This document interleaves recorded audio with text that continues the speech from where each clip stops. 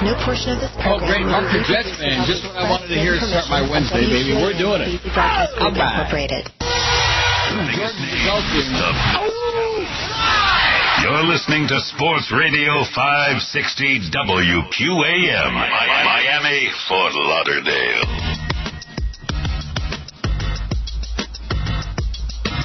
560 WQAM presents The Neil Rogers Show. To talk to Neil, dial 567-0560 in Dade and Broward. In other counties, call toll-free 877-785-NEIL or pound 560 on your AT&T and Verizon wireless phones. The opinions expressed by Neil, his guests, or his callers do not represent those of WQAM management, staff, or sponsors. Now, The Neil Rogers Show on 560 WQAM. Neil, God. Bullwinkle J. Moose. He conquered television. He conquered movies. Well, sort of. And now he's conquering the world of heavy metal. It's Bullwinkle Sings Ozzy. Yes, America's favorite moose pays tribute to America's favorite reality TV dad, Ozzy Osbourne, in Bullwinkle Sings Ozzy, featuring such antler-banging classics as War Mooses. Generals gathered in their masses, just like witches at Black Masses. Must have had the wrong rhyming dictionary. When a classic cartoon character meets a classic rocker who's become a living cartoon, you get Bullwinkle Sings Ozzy, with songs it behooves you to hear, like Times have changed, and times are strange. Here I come, but I ain't the same. Rocky, I'm coming home. And you'll want to come home with this CD. It's Bullwinkle Sings Ozzy. I'm going off the rails on a crazy train. Guess I don't know my own strength. Best of all, you don't need a permit to hunt down this collection. Make a moose call to your local record store and pick up a copy today. 10:02 at 560 WQAM. Happy Wednesday to you. This is a defining day on this show and in my life and on this, whatever. I would say on this radio station, but it's not a radio station. You're coming out of the closet? You're going to admit to the world that you're a closet hetero? No, I'm going back in the closet. No, I'm shutting the phone off again. Only this time. No, please. How many times have I done this? 100. About 30, man. At least 30,000 times. And every time I do it, I say, never again. This is the last call I'm taking on this show. I'm reaching over, shutting off that monitor so I can't even see. Ring them all you want. I don't need them, but they like the call. Yeah. They want the Prozac. If this is anybody's idea, the last 7 days, and I gave it a shot, screenless, screened, unscreened, the old college trial. Screened in like a pool, I mean everything. It's done. It's over. That part of talk radio, and I don't want to start getting into that thing with you again, but it's all over with. Mm-hmm. There's no such thing, especially on this radio station, of sitting down and people calling in and having something to say. Oh, if you're building a poll or if you ask some stupid-ass question, yeah, then they'll call in. Or if you make a mistake. Oh, speaking of making a mistake, by the way, nice job by that jackass yesterday. It wasn't a mistake. He's just starting crap. Mm-hmm. He didn't even know Bill Belichick's name. Even George knows that. Who? On the front page of the Boston Herald today is an apology.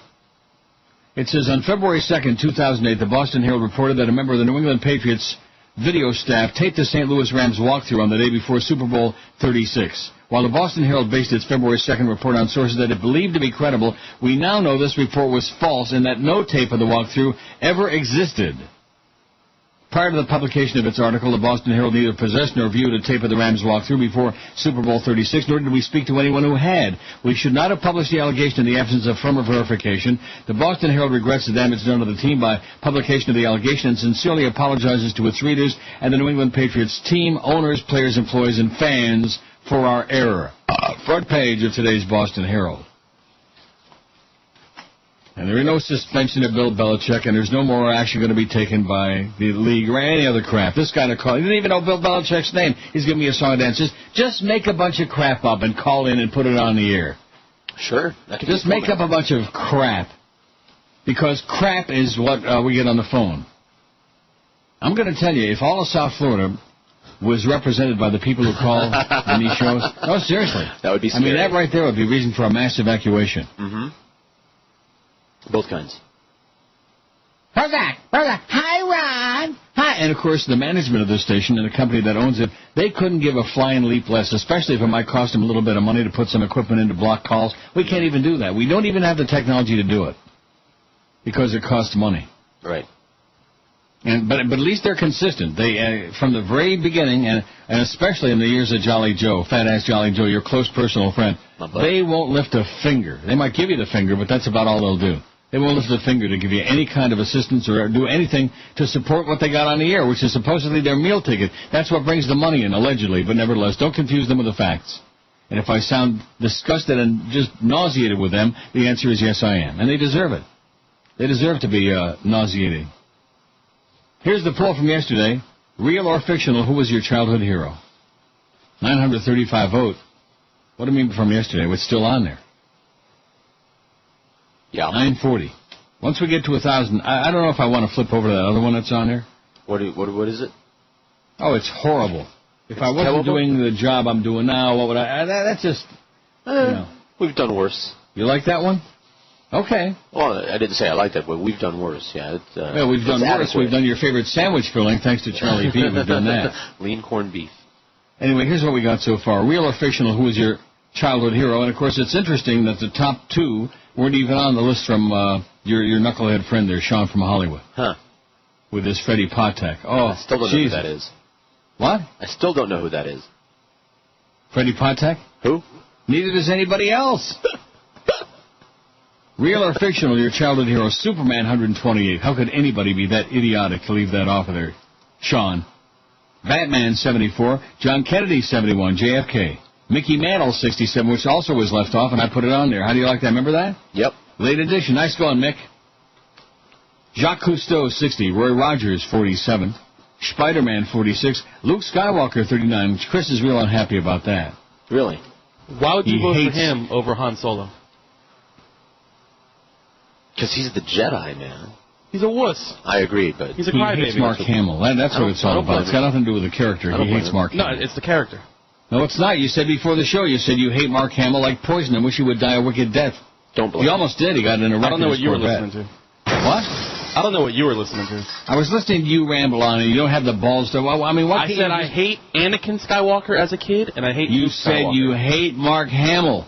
I didn't say anything about Mark Hamill.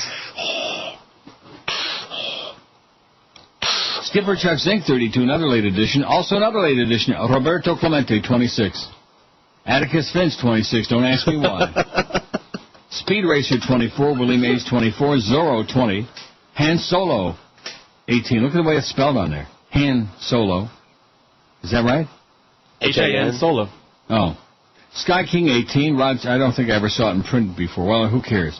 Sky King 18, Rod Serling 18, Robin Hood 17, Mr. Wizard Don Herbert 16, Shylock Holmes 15, Martin Luther King 15, Wonder Woman 14. What about the Bionic Woman? Oh, she's coming up. ABC's got the Bionic Woman. Lorraine Hobbs, she's just fabulous. Remember that? When she went spastic on there? Green Hornet 14, Flash Gordon 14, Bionic Woman 11, Teddy Roosevelt 10. Oh, come on. Nobody put FDR on here, but Teddy Roosevelt 10. Prince Planet 8. Chili Billy Cardilli 8. Cardile, I don't know who that is still. Neither. Some actor. Some BS actor. From Pittsburgh again. Another one of those Pittsburgh things that... See, because Sean from Hollywood's from Pittsburgh or grew up there or whatever, he thinks the whole world circles around that crap. Nobody knows who that is. Although Freddie Patek's got 5 votes. Elliot Ness 7. Conan 7. Joan Jett 6. Joan of Arc 6. Joan of Arc. That dyke. Hey, now. Jungle Larry 6. I don't know who that is either. Do you know who that is? Never heard of him. Freddie Patek 5. St. Peter the Apostle 5. Dan O. Williams from Hawaii 505. That's even worse than Freddie Patek. Robin 4. Dick Tracy 3. John Walton Sr. 1, which I have no idea who that's supposed to be. And Rocket Man, Commando Cody, has none. 0. That is an infamia. Although, compared to Superman and all these others and Spider-Man. So that's what we got on there so far. We'll change it and put that... I feel bad that we're going to put that other one on there. Well, do we have a better idea? Than what? Than that poll. Oh, well, there must be one of those Charlie B polls. Let's see what we got in my pile here. Believe me, take your time. We got plenty of time. That's right. Talk slow. What we had on this phone the last 7 days, and especially the last 2, I wouldn't wish on Heinrich Himmler or George W. Bush. Oh, but it's so funny. It's so amusing. That's what we love. That's what the audience wants. Yeah, right. No, nobody with a half a brain, nobody with any kind of an IQ larger than their thumbnail wants to hear the same 6 idiots over and over and over, hundreds and hundreds. And then, of course, it's the monkey see, monkey do crowd out there because they have nothing to say, so they're going to call in and make some funny sound. I called Neil and made a funny sound. They should even make up their own original funny sound. I called Neil and made a funny sound. Now, this one's not bad. The real bummer about encountering an attractive stranger is... Yeah, I like that one, actually. I just can't reach out and touch them. I may never see them again. I just can't steal a kiss. They're with somebody else. Yeah, some bitch. Oh. I'm too unattractive to ever have a chance with them. Correct. I just never run into any. Oh, I run into a lot of attractive strangers. Oops, excuse me. I'm too shy to approach them. I'm usually too old for them. I'm too married. Someone else is usually with me at the time. I'm gay, but they're straight. I'm straight, but they're gay. They never give me the time of day, or I usually make a fool of myself. That's a good poll. It is. That may be one of Charlie B's all-time. So let's Schmidt can the one that's on there. I don't like that one, in spite of what George says. What, the one that's on there? There's another one. How long since you were last laid? I can't remember that long. Really? Far back, yeah. Long time, man. I'm just, I had a big day at Woodbine again yesterday. That's my new replacement for sex. Really? Big day. That doesn't sound like a fair trade. Won $1,100. Okay, still. I'd rather have sex. Then $1,100? Well, it depends on with who. I see. Okay, let me fax that to Eric during the brech. The new poll. During the brech. Yeah, during the brech. So George is out at Gulfstream waiting to see you, folks, from now till 2 o'clock. That's right. We got the listener lounge all assembled here in front. There's no racing at Calder today, or, of course, at Gulfstream. Their meet is over. So what we're going to do at 1 o'clock, we'll handicap a Belmont. Right. And, of course, we still have prizes and surprises. And surprises? Yeah, for anybody he doesn't want to see, we got surprises like that. Boy, this thing is... Everything in here now is like on delay. Really? Like if I hit the DCS, there's like this pause. Or like even if I scroll to another letter or something. Oh, then, yeah, that happens sometimes. What do you mean by that? Something's running back there that's slowing things down. You might have to restart your computer at some point. Not a big deal. Like maybe after the show. You mean on the DCS? Yeah. Why is that? Sometimes it happens. Sometimes? Well, you've had that happen too? Yeah. Just restart it. I feel like my whole life is on delay. Maybe your brain is working faster these days. Burn that. See, I'm going to do it once in a while myself, just so the audience doesn't feel like left out, you know. Hi, Ron. Hi, Ron. Talk about a fag, man. I mean, talk about somebody that sounds like a real screaming fag. Oh, yeah. Hi, Ron. And again, straight guys don't stalk men. Really? No, they don't.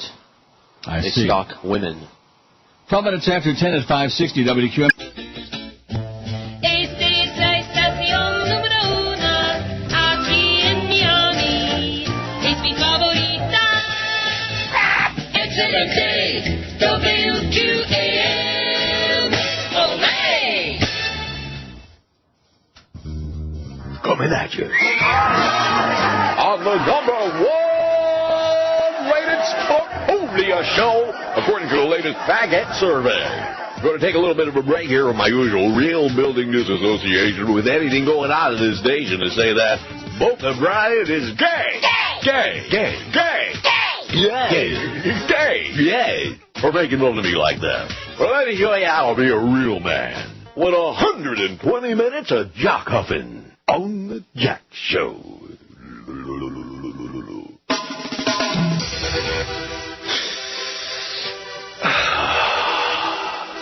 That guy's his jockstrap him. He's dead after he hurt his ankle. Now, you may think athletes have a better health insurance policy than you, but he still had to drive his navigator all the way to the doctor. How about that? You cough. You gay cough. That you, Dennis.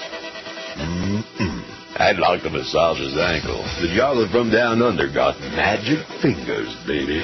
These fingers would gladly rub any real man that plays a game. But they ain't gonna rub any gay boys like you, homie. How about that? Well, we got a call here from the nasally weenie that calls every show on the stage. Yeah, hi, Jack. It's the nasally weenie that calls every show on the station. What's your take? Nasally Weenie that calls every show on the station. You have a great show, Jack. Everyone enjoys your show. Well, thanks. So you got the check. Yeah, Jack, thanks. Well, that'll sound real good on my reel. And steamy man talk isn't gay. That Boca Brian, he's gay. Yeah, that's right. You too gay for me, Polka. I ain't never going to invite you to my all-nude Monday night football and man loves it won't matter. You just ain't man enough. How about that? Oh. 10:19 at 560. By the way, I owe an apology to Joe Rose. Really?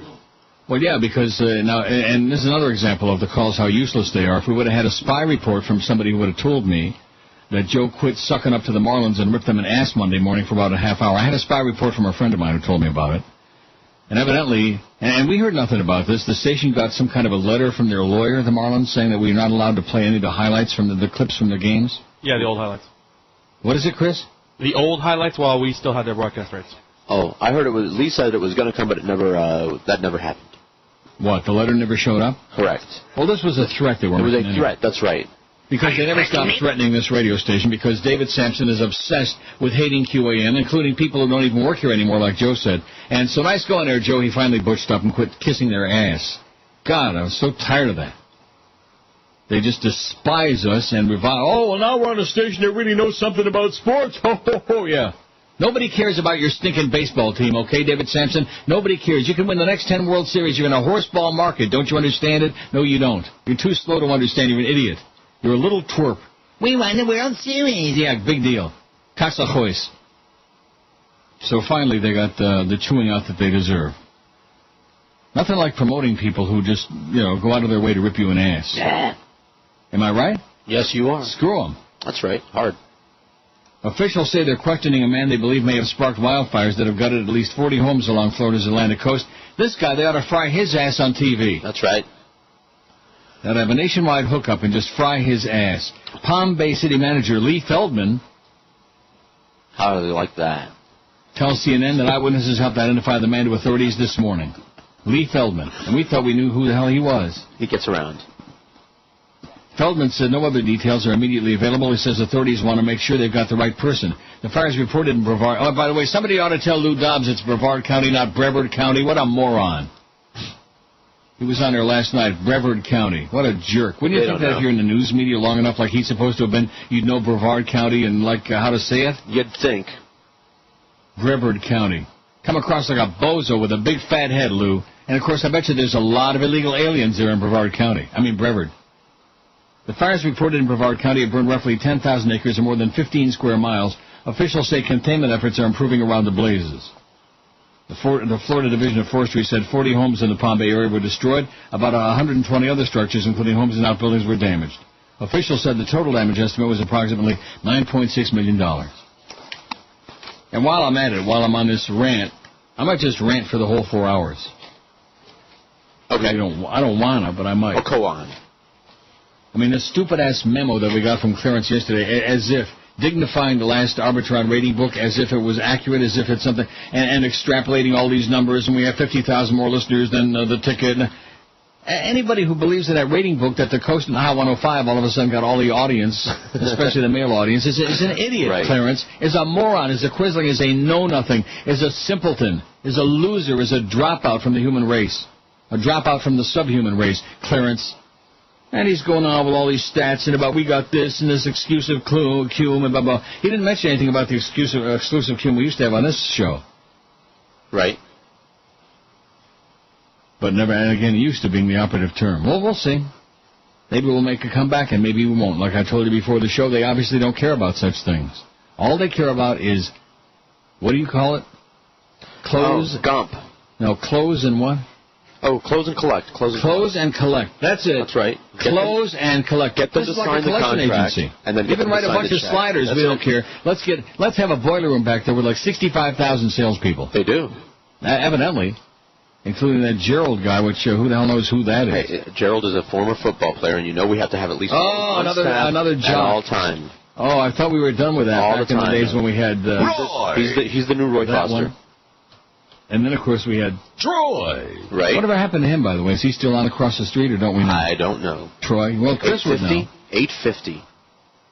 He's on 850. He's on one of those Steve Lapis stations. It's got a point. Oh, wow. Yes. Figures. The same ex-jocks just revolving, like a revolving door. The Crow, he keeps making a comeback. And Troy, and Roy, and the boy, and the Goy, and just on and on. It's just amazing to me. But what we once worked in the radio business, that's all gone. It's done anyway. And just like the thing with the callers, it doesn't really make any difference whether we get support from corporate because there aren't any anyhow. There are no callers. The format that we used to run, that's over with. I told you that a long time ago, and then I keep trying to convince myself, let's give it another shot. It can't possibly be that bad. There have to be some people out there with something, and there aren't. There are not. Maybe they're out there, but they don't know where we are. We've lost touch with them. Yeah, well that's because of the tremendous promotional stuff that goes on in the station. All the billboards. We got some schmuck running around with a sandwich board on Lincoln Road Mall. I think that's our promotional. Not even. By the way, we'll be at Gulfstream 3 to 5. George is there right now, but we'll be there 3 to 5 this Saturday. That's right. I'm warming up all the seats. I'm just running around here, sitting on all the seats. Because I know there's a tremendous promotional campaign. We got the gigantic QAM promotional machine working on it, man. The big-ass machine. Mm-hmm.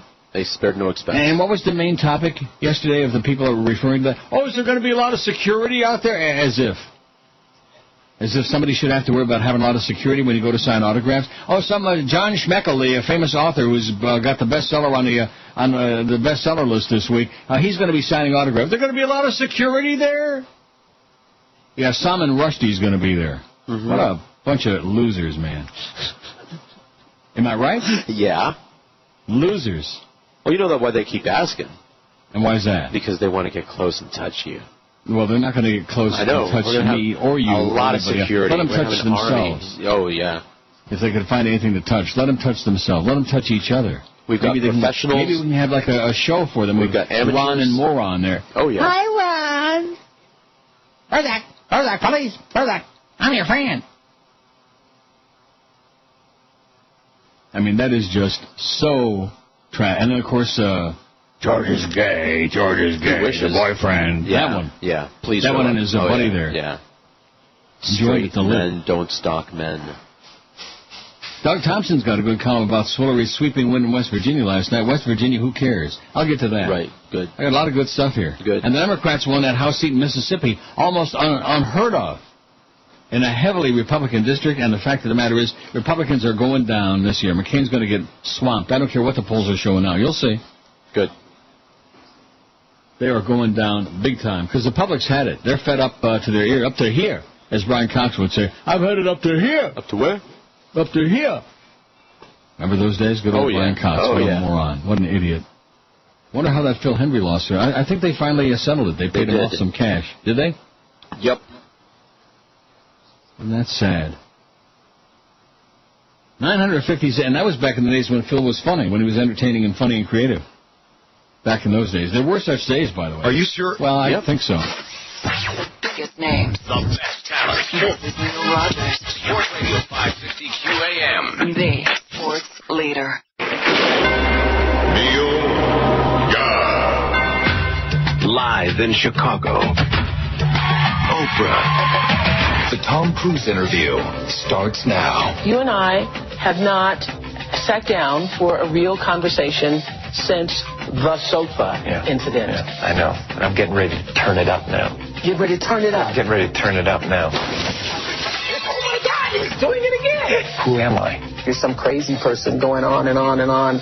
You know. You were egging me on. I was not. You were egging me on. No, I was not. You were egging me on. I was going to say how much of the audience. You were egging me on, too. No, but every time you. Oh my God. Now there's some fun. He farted. Oh, no. Take a break. I got to pee so bad. I don't know what to tell you. Okay, well, that takes care of that one. That was a good bit, too.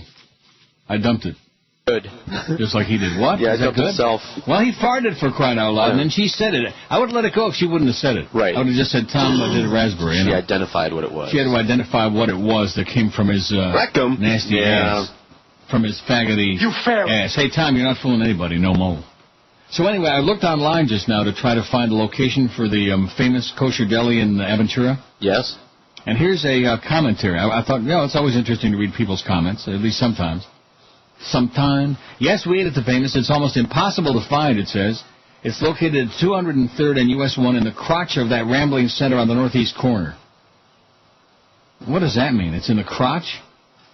I guess they mean corner. They could have said armpit, but, they wanted to say crotch. It's in a freestanding building, which in February didn't even have a sign. Somehow they expect you to find it even though it doesn't even have a sign. Well, that was February. This is May already. I would assume they have. It's glatt, kosher, and expensive for what you get. Glatt. In other words, it's the emes. It's the real kosher thing. No trafe. What does glatt mean? It's means like real from? kosher. What? Like from? Yeah, from, yeah. It's for real Farbissen. Anyway, the deli bakery portion is not as full as a place like the Rascal House. I bet you it's a lot fuller than the Rascal House now, whoever wrote this crap. And the seating area is mostly booths. Good, I like a booth. It's clearly left over from the previous non-deli, I think, tenant. I ordered a turkey pastrami sandwich and fries. The fries, are huge slices of potato, were quite good, although more like potatoes than fries. My sandwich was also pretty good, although it wasn't as large as anything you get at a good kosher-style restaurant, which has more normal prices. They give you a large silver bowl of coleslaw and lots of pickles. I asked how come they don't have a sign. They responded they'd only been open since November 4th. Since November. 4 months, no sign, and in the dead worst corner of the center. Man. We drove around the center. Yeah, some cranky Jew here. God. Or some cranky goy. We drove around the center 3 times slowly before finally calling and getting directions to a building somewhat hidden behind a freestanding bank. I'm sure there's a sign there now. I would go back as I keep kosher, oy vey, and enjoy this sandwich. Like I said, a kvetchy Jew. However, the dinners were South Beach priced with zero ambiance, so I would stick with the basics. How the pastrami or corned beef are, I wouldn't know, as I haven't eaten anything with 4 legs in 30 years. Oh, this is a pita kind of person, a vegetarian. If you do succeed in finding it and trying it, let us know how you like it. Yeah, I'll let you know. Very sour. Glad I didn't go I don't with know them. if the pickles are that sour, but very sour. Written by some sour puss. Right, they were weaned on a pickle. No doubt. Doug Thompson says, West Virginia, who cares? And I say amen to that. But as usual, he sums it up very succinctly. How's things going there at Gulfstream, by the way, George? Spectacular. We're setting the world on fire. You should see this here's crowd. the Jerk Show at the AAA Arena 2 to 4 this afternoon. Boy, everybody's on the location. I'm in Toronto. George is at Gulfstream. Jerks is going to be at the AAA Slip of Mickey Arena. Then the DA show from right there in the building, 4 to 6:50 for the Mad Dog, who's another day off. Fast pitch, first pitch, bad pitch with Jesse Agler, Marlins pregame report, 6:50 to 7. It's a bunch of spots that we can sell to capitalize on the Marlins, even though they hate us and we hate them even worse. We hate you worse, David Samson. How do you like that? Okay, that's a blueberry, a poisonberry for you, you jackass, you little twerp. Dolphins all assets 7 to 9, and then John Linder for a DA from 9 to midnight, because DA ain't going to do no more double duty, no mo. You know what I mean? Doug Thompson says, so Hillary Rodham Clinton won the West Virginia Democratic primary by a huge margin, and your point is? Of course she won West Virginia. Hillary was in her element, pantsuit deep and old, uneducated white people, the kind of people who hate blacks and change and will vote for anyone as long as they're white and willing to pander to their needs. West Virginia is a state where family trees don't branch, where a virgin is any 8-year-old who can outrun her brothers, where it takes 2 people to eat possum because one has to watch for traffic.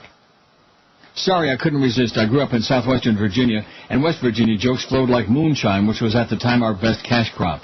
Do you know why West Virginia University put AstroTurf in its football stadium? So the cheerleaders wouldn't graze at halftime.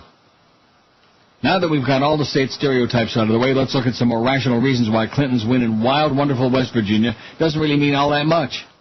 The Clinton argument that she and only she can win swing states is stupid. You can't compare primary results to what might or might not happen in a general election. Plus, claiming to be the candidate of choice in West Virginia is hardly a claim to fame. The state went for Bush in 2000 and 2004. The last Democrat to win West Virginia was her husband. Looks like the state loves bubbas, dumbass fake Texans, and bleached blondes in pantsuits. She probably will win Kentucky and Puerto Rico, another meaningless primary because Puerto Rico is not a state and doesn't even count in the general election. But it doesn't matter. Politics is a game of numbers, and even a classic rules bender like Clinton can't make the numbers work in her favor.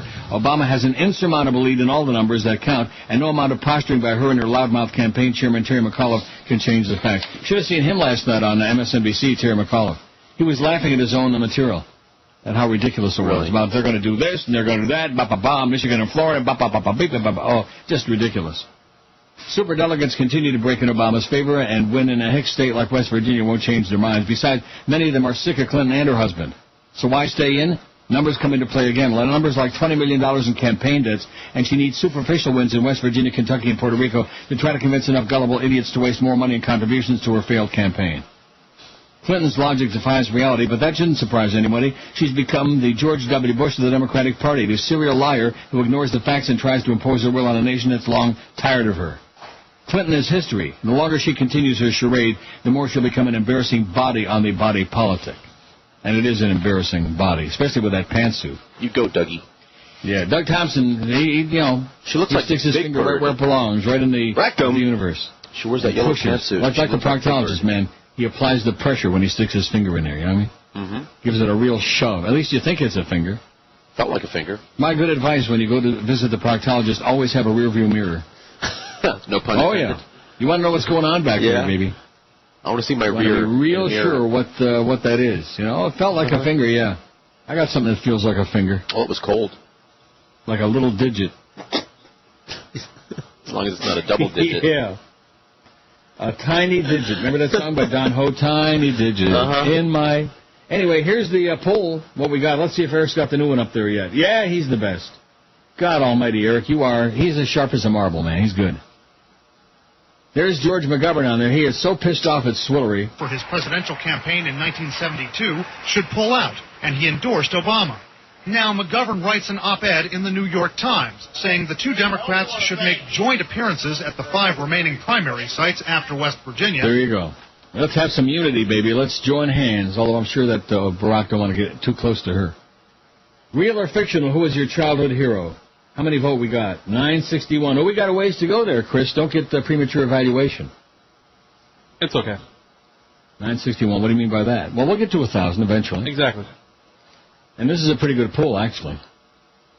Charlie B. Now, this was a Sean poll. It had bad choices on it, which we had to fill in the gaps. Mm-hmm. But it's a good poll. And Charlie B.'s poll for tomorrow, I think, is fabulous. I agree with George for a change. Yeah.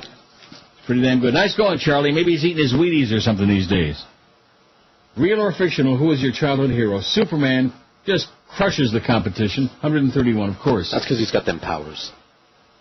He's got that cape on. That's right. No one can beat him. Batman, 75. John Kennedy, 71. Mickey Mendel, 68. Jacques Cousteau, 62. Spider-Man, 48. Roy Rogers, 48. Luke Skywalker, 41, and Chris hates like poison. Yes. Skipper Chuck Zink, 33. Roberto Clemente, 26. Atticus Finch, 26. Why? Speed Racer, 25. Willie Mays, 25. Zorro, 23. Han Solo, 20. Sky King, 19. Rod Serling, 18. Robin Hood, 17. How come there's none of the Western types on here, like, because they all suck. Matt Dillon and like that? Yeah. They did? They suck. Those are for old people. Robin Hood, 17. Mr. Wizard, Don Herbert, 16. Sherlock Holmes, 15. Martin Luther King, 15. Wonder Woman, 14. Green Hornet, 14. Flash Gordon, 14. The Bionic Woman, 12. And Teddy Roosevelt, 11. Everybody else single digits. How is Freddie Patek doing? He's got 5. Good old Freddie Patek. I think he was a shortstop. He played for the Pirates for about 5 minutes. Oh, boy. That Sean from Hollywood. He's certainly... How come Bill Curry and Bob Kudzmar aren't on there from KDKA? And Bob Prince? And Nellie King? Jim Woods, the Possum? 19 to 11 at 560 WQAM. George is at Gulfstream. It's kind of quiet there right now. But, boy, once it gets going, man, once those machines start cranking. And once some of those regulars come by to get a spanking. Oh, yeah. And then once we start our handicrapping, don't let me forget at 12:30 to go to my racing channel here so we can check out Harris. Okay. We're not betting on those. You're not. Apparently, Steve Sloan is going to bug out, so Lee's going to run to the window. So don't get too complicated.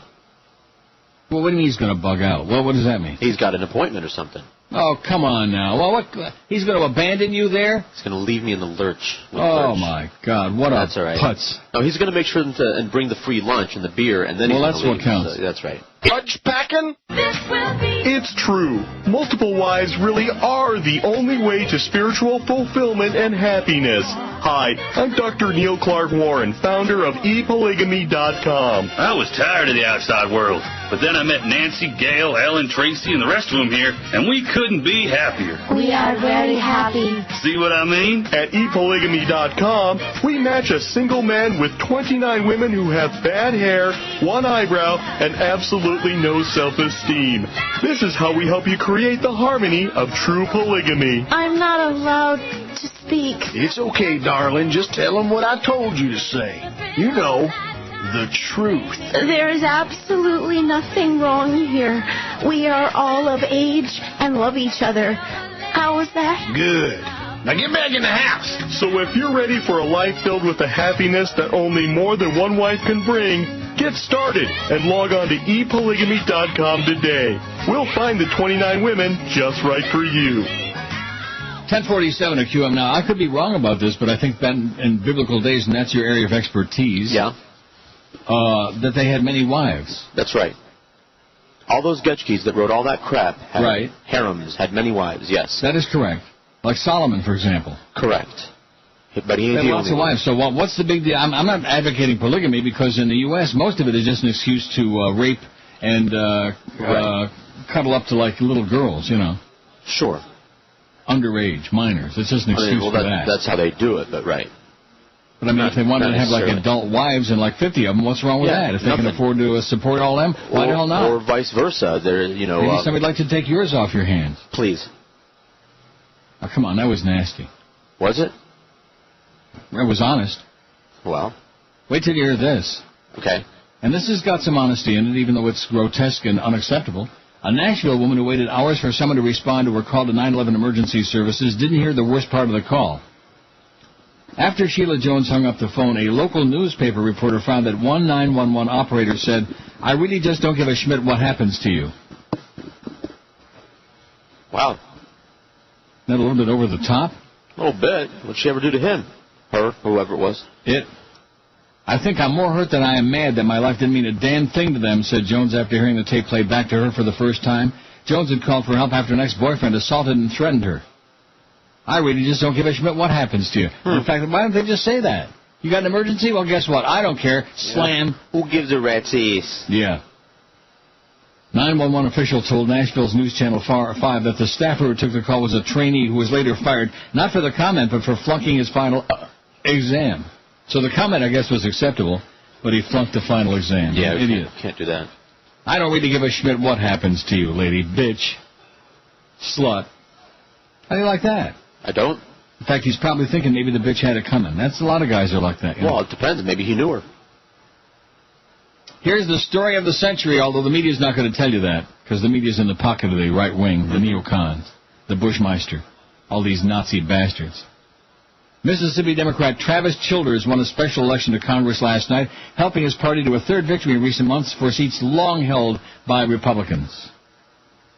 The victory puts Childers into the seat vacated by Roger Wicker, a Republican appointed to the U.S. Senate when Trent Lott resigned. The win also pushes the Democrats to a 236-199 majority in Congress, if only for a few months until November's general elections, which, by the way, they will sweep the House and the Senate. Now, the presidential race, who knows? I mean, they can screw up anything. But they should. With 87% of the precincts reporting, Childers had 52%. Republican Greg Davis is 48%. He won. Earlier this year, Democrats captured the Illinois district long represented by former Republican Speaker Fat Denny Hastert, who resigned from Congress, and then earlier this month claimed a seat in Louisiana that Republican Representative Richard Baker left. Elsewhere, Nebraska voters were deciding the Republican Democratic candidates to run to replace retiring Senator Chuck Hagel. A lot of people are saying that Obama ought to pick Chuck Hagel as a running mate. I think that's an excellent idea. Nothing wrong with that at all. He's a Republican, but he's like a moderate, reasonable, rational, anti-Iraq war, anti-fascism kind of guy. While a scandal-clouded state Supreme Court election took center stage in West Virginia. Childers took on Davis for a Mississippi seat that's been held by the Republicans since 1994. Both will run against two other candidates in November 4th general election for the full term, so the winner will likely gain name recognition and fundraising age. Childers is a socially conservative county official, while Davis is mayor of a fast-growing city across the state line from Memphis. The race has attracted national attention, with Vice President Dick Cheney campaigning for Davis on Monday. Not sure how'd that work out. And Davis running ads trying to tie Childers to Obama and House Speaker Nancy Pelosi. Childers has brushed aside those comparisons, countering that with his own support of gun rights and opposition to abortion, his social values match those of most voters in the deeply conservative district, Mississippi, with a banjo on his knee. Childers and Davis advanced to yesterday's runoff by grabbing the top two spots in a 6-person special election April 22. How do you like that? Democrats are picking up seats that the Republicans have held since Jesus was an infant, since Solomon had 75 wives. He had more than that. How many? I don't know, like 100? 100 and... Absolutely. Have to look it up. 130. You can look it up? Sure. How can you look it up? You got a computer there? I got my phone. You're going to look it up on your phone? Yeah, it's got a browser. Well, I do too, but I mean... I can vote on the poll when we switch. I beg your pardon? I can vote on the poll when we switch. Well, good. Let's take a look at it. 973. You're not making much progress on there, Chris. It's okay. Still you want to know why? Because you talked me out of taking those great calls. Say what? You know something? If we wind up with a 0.1... Because on that, and the notion that people listen or don't listen because of the calls is so ridiculous. We were number 1 in the fall book, taking almost no calls at all, and now we're supposedly number 15. The audience just all vanished overnight, and everybody ran over to the coast and Hot 105. That coast thing is the one that's hardest to choke down. What about Hot 105? Well, how do they go from like number 10 to number 1, like almost all across the board? You want to know how? The word is Wired Diaries. Because we both know that every once in a while the book can be very ethnic, but that doesn't explain the coast situations. Like, who the hell's listening to them? I mean, Mike really, Disney. Yeah, okay. That makes sense. And I got news for him, man. Michael Bolton, Gloria Estefan, that is a winning formula. You know, I can't find it. Oh, there it is. That's a winning formula. That's my opinion. I'm Mike Disney. See, I lost a little something in translation there with a little gap. It's under DIS dash. Whoever put this stuff in here, some of it, ought to be shot. Wasn't you, was it, George? No. It's probably me. That one. It was? Yeah. Go ahead. Fire away. God.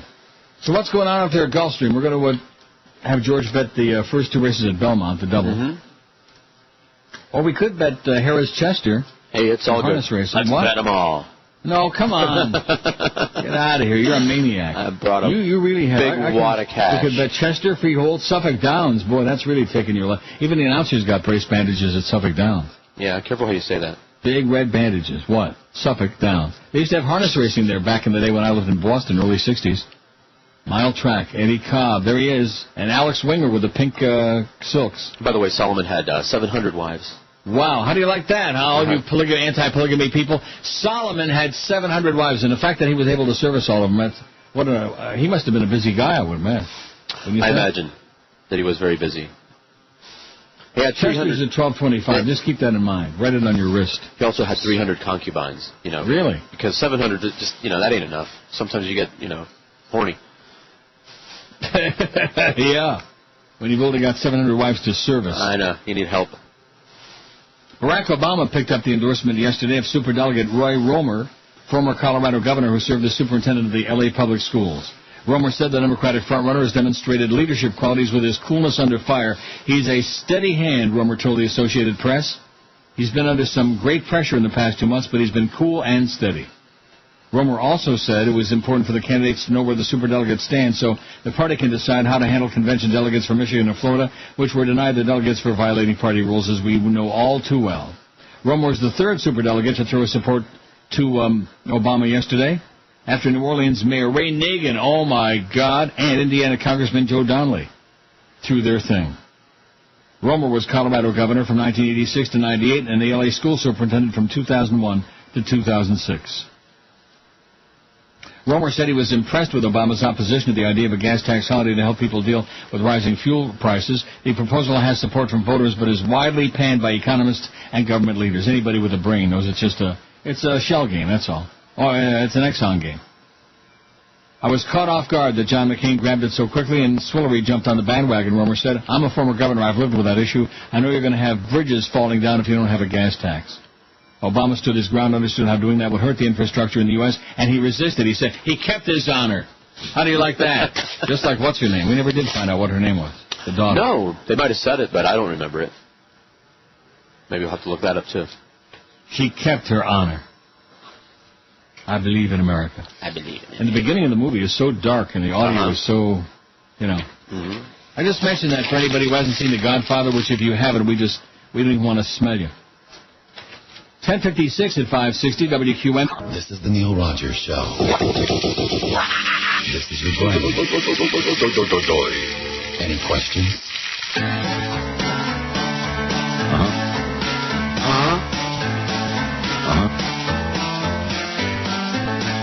Barack Obama, middle name Hussein.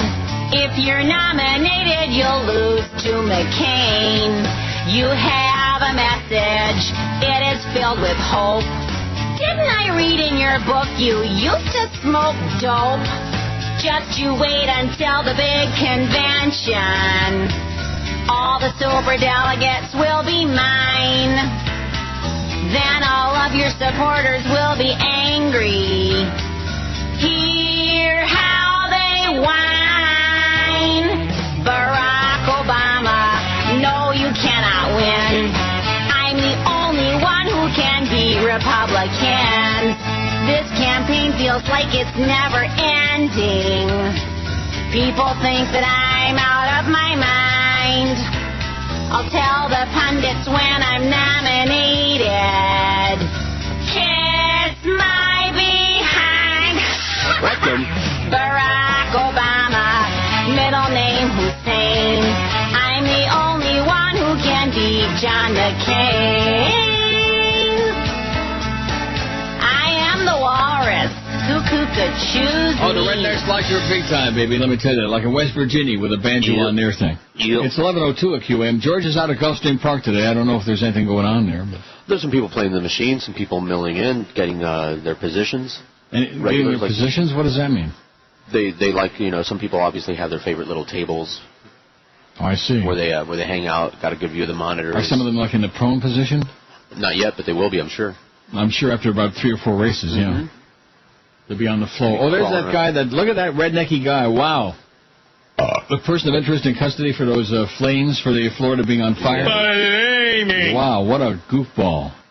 Real redneck. Too many rednecks, man. I don't want to start picking on rednecks, but too much trailer trash and too many rednecks, which I think there's quite a bit of crossover there. What's the difference between a trailer trash and a redneck? Well, you don't have to be a redneck to be trailer trash. And you don't have to live in a trailer to be a redneck. Right. I see. See, you learn something on this show every day. One thing I learned the last 7 days, don't take any calls. What? Well, no, I mean, I just forget. I'm old and senile. I keep forgetting.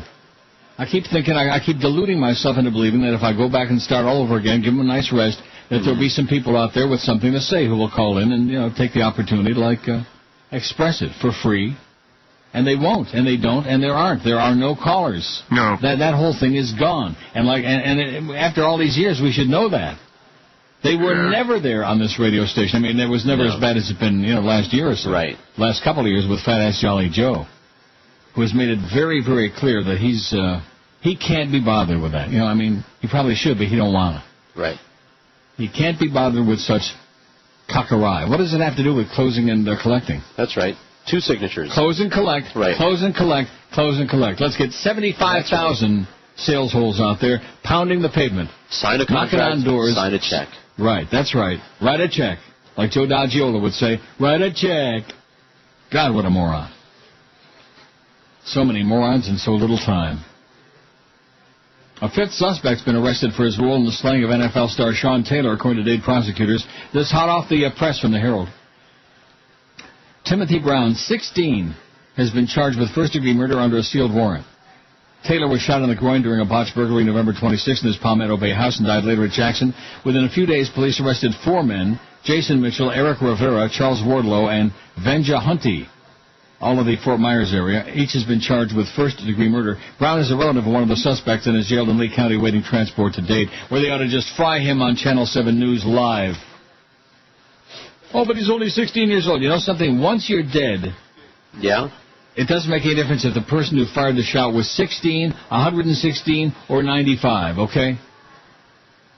I'm so sick and tired of all this coddling that goes on. Hillary Clinton. Yeah, exactly. Tired of her. Nice timing, yeah. That's my magic touch again, baby. Okay, we finished out that poll, the first one. We didn't get quite to 1,000, but I don't want to wait. I want to drag my feet. I want to move it along. Mm-hmm. Tired of waiting for the world to catch up, especially South Florida. What a retardo place, man. Just like that review I read of that restaurant. Oh, it's expensive, and it's more like South Beach prices, and it's this, and it's hard to find, and oh, boy. They're not even glad that they went there. I bet you the place is awesome. I looked at their menu, and they got all the stuff. They got kishki, and they got all the good stuff that I want. I want some good Jew food, man. One thing about this town, I mean, there are places that used to be like kind of semi-delis, and now they eliminated all the good Jew food. There's no more cheese blintzes, and there's no more kishke, and there's no more like anything in these places. And then there's that one place that Rimmer took me out in the middle of nowhere. Yeah.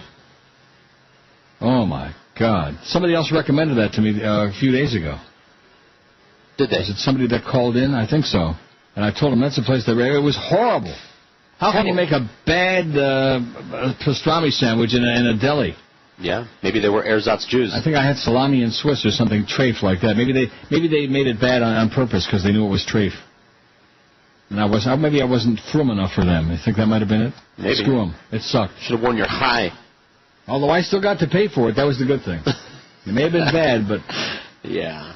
When you're eating with Rimmer, no matter whether the food is good, bad, or indifferent, you still get to pay. The only thing I don't like about this new poll that we just put up, it's just got too many long choices. You know what I mean? Yeah, well, that means you don't have to read it as often. It takes like half an hour to read it. That's right. That's all part of the plan. All of the first 6 races at Belmont will be over by that time. Now, are they showing, like, replays or stuff? What are they doing on right now, it's there? ESPN on every screen, but they keep changing. Oh, my God, how depressing. There's replays from Mountaineer. Coming through along the inside, Gallant Gaylord waltzes down the outside. The leader is Big Daddy Caddy down to the furlong pole. Out by 4 lengths now. Saki Boy is out. And keep in mind, if there are 2 things that this audience doesn't want to hear about, it's hockey and horse racing. In front at the 16th pole, and it's going to be Big Daddy. But that's beside the point. You're obviously, you need the cash, and you're going to be out there like, 17, 20 times a week. That's right. Whatever it takes to keep George alive, that's what we're here for. Why not? And this audience, man. Well, you're not taking calls. Where's the call? You know what? Take the calls and stick them up your ass. That's my response. The worst bunch of swill I have ever heard in my life. The absolute worst. I mean, listen, if every call was a crank call, but at least they were funny. I'd go for that. You know what I mean? But they're not funny, and they're all the same over and over. The same half a dozen people with the same crap. Mm-hmm. That's what Jolly Joe Bell thinks his talk radio all about. Let a half a dozen people... You know something? The guys across the street, they could hire people off the street. They could take homeless. Mm-hmm. They could take some of those Sean Kanani people off the street corner, put them in a room, in a boiler room with phones, and just have them call us all day long. Sure. Maybe they're doing that already. Who the hell knows? Because this guy sure as hell don't care. Number 6, JL's Vestas, who unseated the driver. Oh, that's bad. The driver went flying. Sulky crash, The real bummer about encountering an attractive stranger is we got 16 early votes on this. This should get a lot of votes, this poll, wouldn't you think, Chris? Definitely. It's a good one. Nice going, Charlie B. It's about time you made a little bit of a comeback. Long overdue. I just can't reach out and touch. That's what I voted, and it's winning 6. Just a hug. Just a hug. A kiss on the cheek. A little squeeze. All depending on where you're squeezing, I guess, huh? Mm-hmm. I'm too married, 4. I'm too shy to approach them, 2. I'm gay, but they're straight, 1. I'm usually too old for them, 1. They're with somebody else, 1. I may never see them again, 1. So who cares? Who cares? Why do you have to see them again? Once would be good. I can think of a lot of people I've seen like that. One time would be fine, okay? Let's go off to a corner somewhere and just do something. And no votes yet, for I usually make a fool of myself. They never give me the time of day. I'm straight, but they're gay. Someone else is usually with me at the time. I just never run into any. Oh, yeah. There are no attractive strangers. Well, you're in South Florida, I understand. I'm too unattractive to ever have a chance with them, or I can't just steal a kiss. Like that. That's where we are with that. Steal a kiss. What? Nothing. Who says You don't that? like the way that's worded? No, it's funny. It's hysterical. No, let's not change it, but because I know that it's a thing that's said, but who actually says that? Can I steal a kiss? Yeah. That's like from the, 1890s? Right. It's a little bit dated, yeah. It's a little old-fashioned. Can I steal a kiss from a girl? Yeah, steal a kiss. Yeah, kiss this. That? Yeah, that. You. Oh, Churchill Downs today. They're having a rub-down on the Churchill. You know, I got to be honest with you, with all due respect. I mean, I'm not going to say it.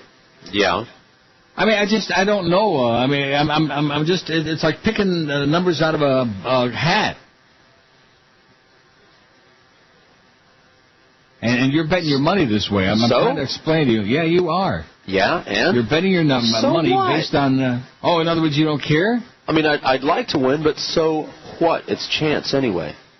It's a chance? It's a chance. Well, how about just take all the money out of your wallet and bet it all to win on the longest shot on the board? Okay. I mean, he's in the race, so he's got a chance. There you go. Not much of a chance, and you're going to lose. It's happened before. And it might happen again. That's right. Not to you. No. It's like having you go to the Wheel of Fortune and sit down and take a couple of $100 and sit there and find the right machine that's going to pay you like $2-3 grand on the line.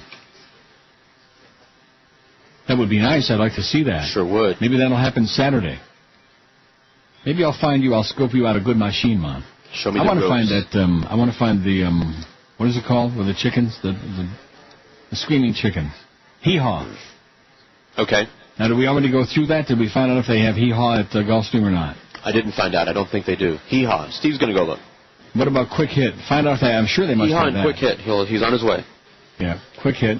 And then there's another one called turkey shoot. More gobbling. I like the ones with a lot of gobbling. I'll bet. 12 minutes after 11 at 560 WQAM. Life. Okay, quiet down, kids. My name is Mr.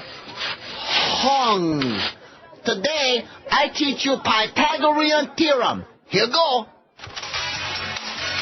In any right triangle, dudes, area of the square of the hypotenuse is equal to the sum of the areas of the square. Yeah, baby. So you add a squared to b squared, and that equals c squared, and now you can easily figure out what Pythagoras is talking about. You add. Oh, thank you. I never had any professional training. Class dismissed. 11:17 at 560 WQAM. Don't forget the Jerk Show this afternoon from the the AAA Arena, excuse me. Now, is he going to allow people to come in there and watch him do the show? Why is he doing the show there? Is there something going on there that we don't know about, Chris? I have no idea. George? It's a Dunkin' Donuts event. No, seriously. Free iced coffee. Why are you doing that? You think I'm making this up? You're serious? You're for real? Deadly. You're deadly serious. I'm sure of that. Yes. It's a Dunkin' Donuts event? With the heat. With the heat? What do you mean with the heat? Yes, it's a heat event. The Heat and Dunkin' Donuts presents Jason Jackson and free iced coffee.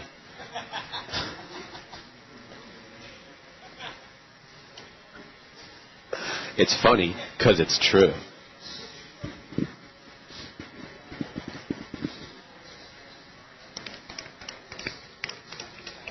What in God's name are you talking about? What language are you speaking? What does that mean? I told it to you. What does that mean? You tell me. You translate that. I don't know what that means. It means somebody offered the station some money to do something, and they said, all right. Close and collect. Close and collect. I thought you knew. Close I sent you that and collect. memo. Give us the money, honey. That's all we care about. That's what we're here for. Give us the money. You're going to pay us to do something stupid? Great. Exactly. And we'll give you like 5,000 reads on it, too. How come we don't have it? How come we don't have a liner on that? I don't know. Probably because Lee's sitting right here and can't fax one to you. It's not liner worthy, he's telling you. Why, because it's the Jerk Show? Is that it? Are you taking a cheap shot at jerks? Hey, Flea is picking on you, jerks. He says yes. Yes, he said absolutely correct. He said he wouldn't waste the paper to write the liner on, much less the ink. That's right. Okay, well, that's great. It's going to be a Jerks and Dunkin' Donuts and... Free iced coffee. Free iced coffee. Iced coffee, baby. Wow. Boy, I sure wish I was already there. Now, the one thing that makes me really feel, among many other things, not guilty about not taking any more of these stupid calls, is that George pretty soon is going to be on a lot. Yeah. Like starting Friday and then all next week when I'm on vacation, and then a couple weeks after that I got another vacation, and then when I come back I'm on the summer schedule for 3 months, Tuesday and Thursday only. So when you're on, these people can build up and save up all their great material and share it with you. You bet. Because George is a phone call maniac when he's on. That's right. See, it's actually a scam. We have the calls all recorded, and I just have them all queued up. Yeah, I've had people ask me that. Mm-hmm. Do you, put people up to making those? I mean, how is it possible there could be anybody like that? Right. Well, you know how we can put multiple cuts into one DCS cart, and you just, it rotates as you press the button? That's all. Yeah. That's all I do. You think you know how to Slack? Please. Yeah, I know. I can write a book. I'm sure. Longtime Clinton associate James Carville admitted in a speech in South Carolina that the Democratic presidential race is all but over. That's what Baldy says now, finally. But the colorful Democratic strategist suggested that Hillary Clinton should fight until the last dog dies. John O'Connor reports for the South Carolina newspaper The State. I still hear some dogs barking, said Carville, the flamboyant Louisiana known as the Let's Ragin' Cajun. I never heard that before. He's the Ragin' Cajun? I'm for Senator Clinton, but I think the great likelihood is that Obama will be the nominee. He said, as soon as I determine when that is, I'll send him a check, he said. The moderate voice is Joe Gandelman on Carville's remarks. The skinny, bald-headed man has sung. This isn't the first time Carville has referred to barking dogs in the Democratic primary race. In January, the conservative Newsbusters blog noted another Carville canine analogy. And he's like any politician that's been hit, it's a hit dog that barks, and we're going to see a lot of barking from Senator Obama, Carville told Larry King on CNN. A lot of barking. I guess he's barking up the right tree. Because he's in. It's all over, Swillery. It's all done. But like that other article by Doug Thompson said, she's got to raise that $20 million or part of it anyway. She's deep up to her pantsuit in debt, up to her waist, up to her boobies in debt. So Steve Sloan is gone already, or what? He's back. And what's the answer? Do we have those? No. What? No. No what? No. No quick hit? No. No hee-haw? No. No turkey shoot? No. Well, what are you talking about? He looked for quick hit and hee-haw and turkey shoot, and they did nothing with clucking, nothing with chickens. What a dumb cluck. Nothing with chickens. Like 500 machines, so they got something. Maybe they got some chickens he didn't see. Wait a minute. How many machines did you say? 500? No, I think it's 1,500 or 1,700. All right. It's 500 up there, but they got them scattered.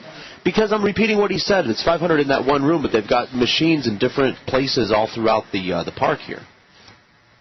Well, so in other words, only in that one room he looked. In the main casino, right. Oh, he looked at both of them. He looked over here and upstairs. And nothing. Maybe that's a Canadian thing.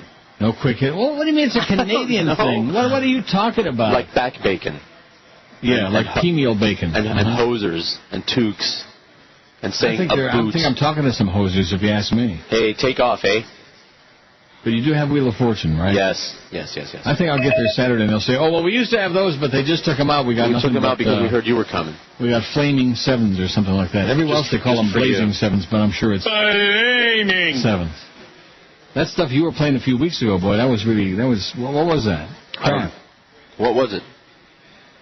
I don't know, whatever that machine was that you played. That, yeah, I don't know. Something right over here, the closest machine to me. I don't know. But hey, there's a lady playing that very machine right now as we speak. How's she doing? I don't know. She's way over there. You ought to ask her. I'll go over there. Hey, you making any money, honey? Hey, I don't talk to strangers. Probably. Old lady? No. Young lady? Middle. Middle age? Like maybe 40-something. Nasty looking. She looks like she's a very nice person.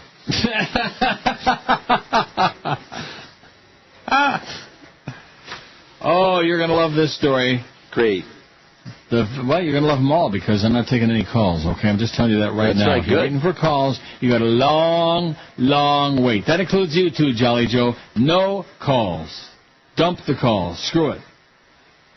And the saddest part of the whole, well, it's not the saddest, but one of the saddest things is I went through all of those machinations to get the router. Yes. The only reason I needed that was to get to take calls. Right. To get the thing fired up over here so I could take calls and have that internet connection with the phone. And then we went through the thing with the engineer coming here, and it took him an hour, and we almost gave up. And finally, at the ass end of the whole ordeal, there you go, it's working. Well, it's a good thing it was worth it. Well, it'd be good tomorrow when we have Dave Johnson calling in. Right. Because if I didn't have the phone, you'd have to punch it up down there, which I guess you could do. Yes. Like I said, it really wasn't worth the effort, but nevertheless. Vatican says little green men are part of creation. Well, the good news is that if we ever have calls again, if anybody really has something to say in South Florida, we'll be here poised to take them. Let us know when that happens. All you idiots out there, let us know. Send us a fax. Let us know when the day comes when you actually have something to say. Oh, it's the hotel pharmacy guy and the quarter slot guy. And then, of course, once they have a handle. Yeah. Oh, yeah. Then they become just obsessive. Sure. 50, 100, 5,000 times a day. This becomes their life. I have no life. The Vatican's chief astronomer has said that belief in aliens is not at variance with Christianity and that any extraterrestrials would form part of God's creation. Sounds to me like they're covering their ass.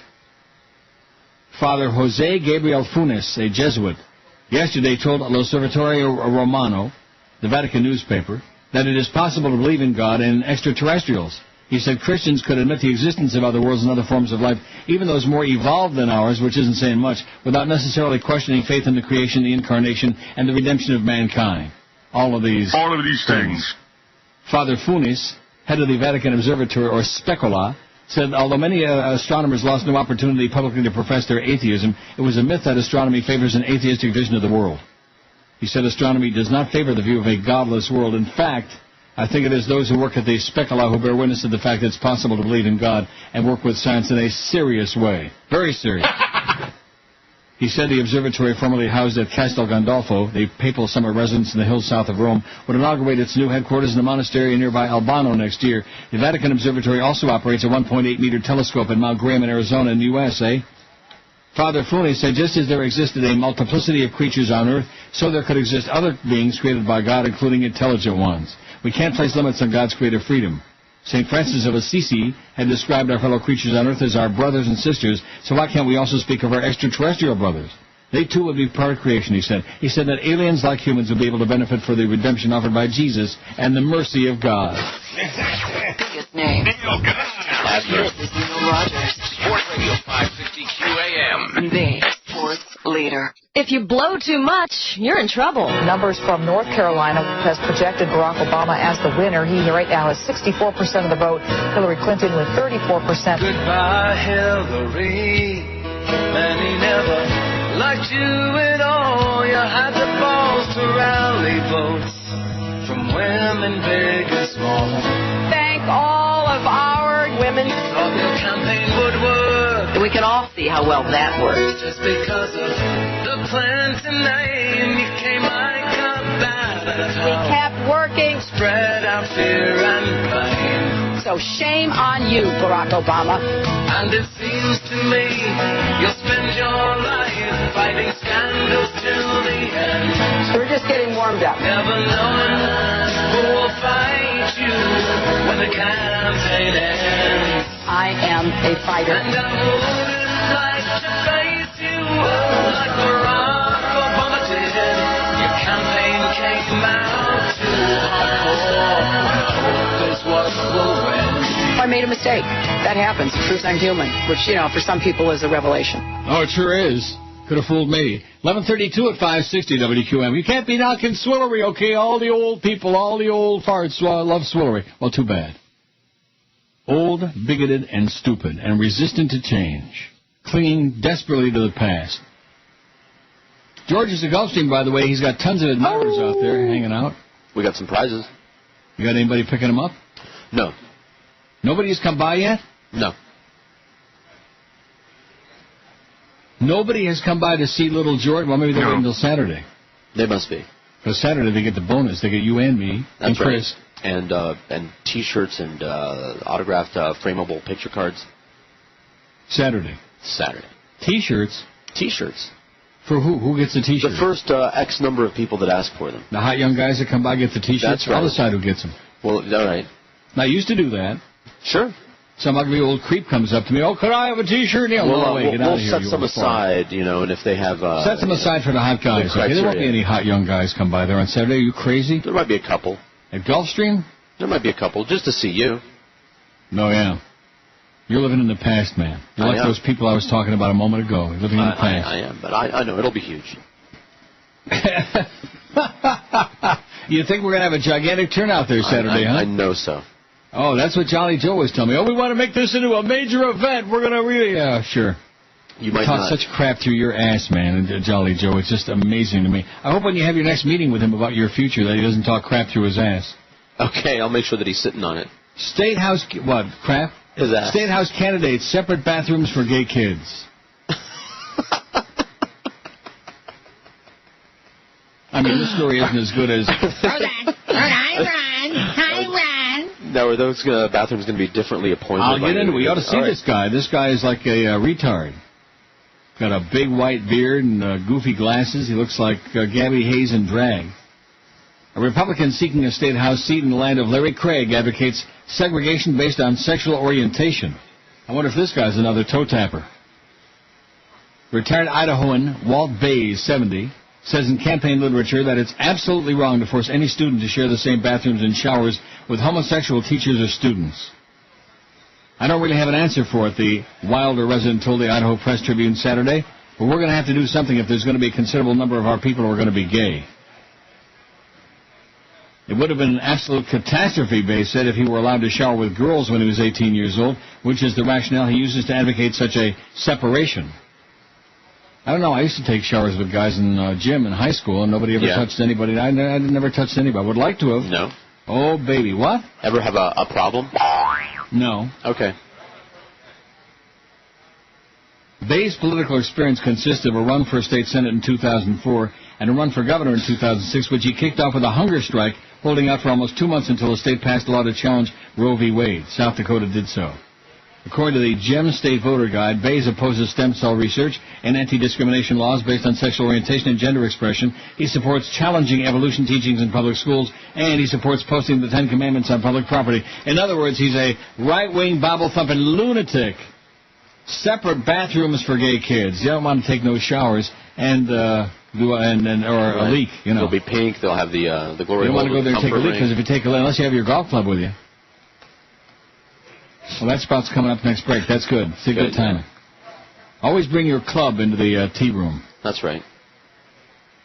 Because there might be some faggots in there, you know, some faggots. Lame faggots. How do you like that? People like this walking around on the loose. Zion America.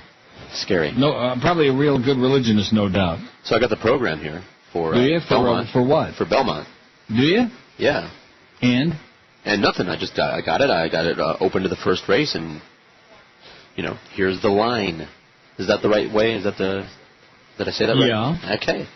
See? The morning line. Thank you. Let's make sure you're on the right. We're on the right thing here. One horse, Western Sweep, ridden by Edgar Prado. That's right. 2-1 in the morning line.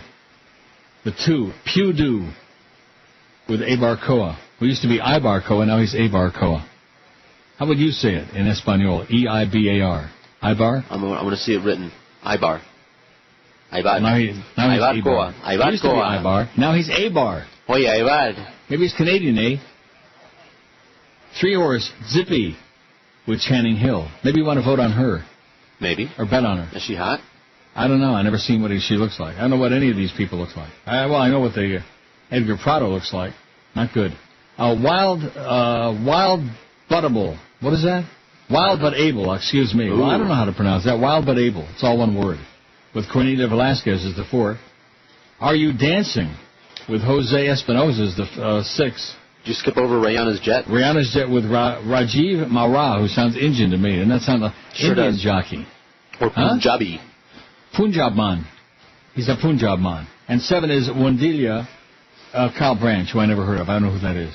See, this is Belmont. I mean, not that I don't know a little bit about these people, but what do I know about Belmont racing? Nothing we're going to find out. If he's working, we'll hear Tom Durkin. That'll be good. Excellent. It's always good to hear Tom Durkin. Mm-hmm. Second race, I mean, the audience doesn't care about any of this, but nevertheless... We don't care about ratings anymore anyway. We're going to be just like that. That's right.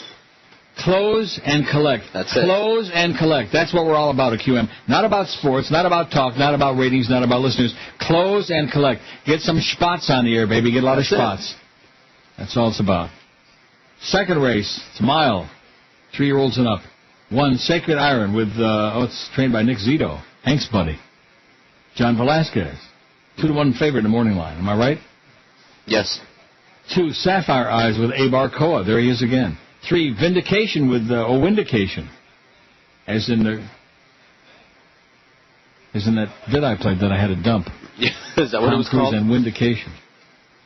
Kentasormo, the rider for Big Brown. So he's on that, winning the Derby. He's probably going to be on fire, Kentasormo. Cool Tales with Georgie Chavez is the 4. 5-1 Lightning Run with Kyle Branch. I already know what I'm going to have you bet. Probably lose. Excellent. I don't know about this Rajiv Mara. Is he a good jockey? I'll go ask him. No, seriously, we don't have anybody who knows about any of these things. That's the problem. Maybe in the room here, I'll just shout out. Yeah, anybody know where this guy from India? Maybe he's the guy you talk to when you call about your phone service or you call about your internet. Or you call tech support, and he says his name is Brian. Right, that's right. Maybe it's Rajiv who's he's in the tech room. They used to call it the tack room, but he's probably in the tech room.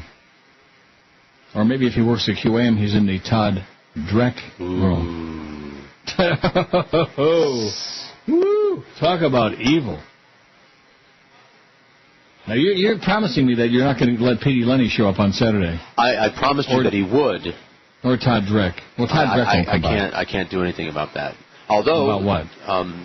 I can't do anything about keeping Petey Lenny away. Although we have lots of volunteers that are, offering to beat people. You're gonna have a lot of security there, by the way, George. That was the main question yesterday. Let's say it again. You're gonna have a lot of security because we want to come by there and start a rumble. We're gonna have layers of security. And then the people that were calling about is their security. They couldn't hurt a fruit fly. They wouldn't. Right. They couldn't. Right. Little girls, little nutless. They wonders. Couldn't crush a mosquito with both fists. Those doughy old fat men. That's it. Those are the ones. Mm-hmm. Like the guy that talked big yesterday, your friend Reverend Putz. Oh yeah. Yeah, we're gonna come by and break your kneecaps. He can lift a fork to his face. That's the heaviest thing he can lift. Well, fork him. Yeah. 20 till noon at 560 WQAM. It's Gridians, dumb as dirt. Absolutely. Traitor and the corporate thief, with a little too much power for a beef. Take that greedy fat android and tell him Gornish, Delphin, Cox ahoy. Impeach Dick Cheney, take the bum down. Cheney's building up blood, profiting on innocent lives. Too many have died. Impeach Dick Cheney, take them out now. Let him take his full-black daughter and lazy wife and vanish in Dubai and say Dubai, bye, bye, bye, bye, bye, bye, bye, bye, bye.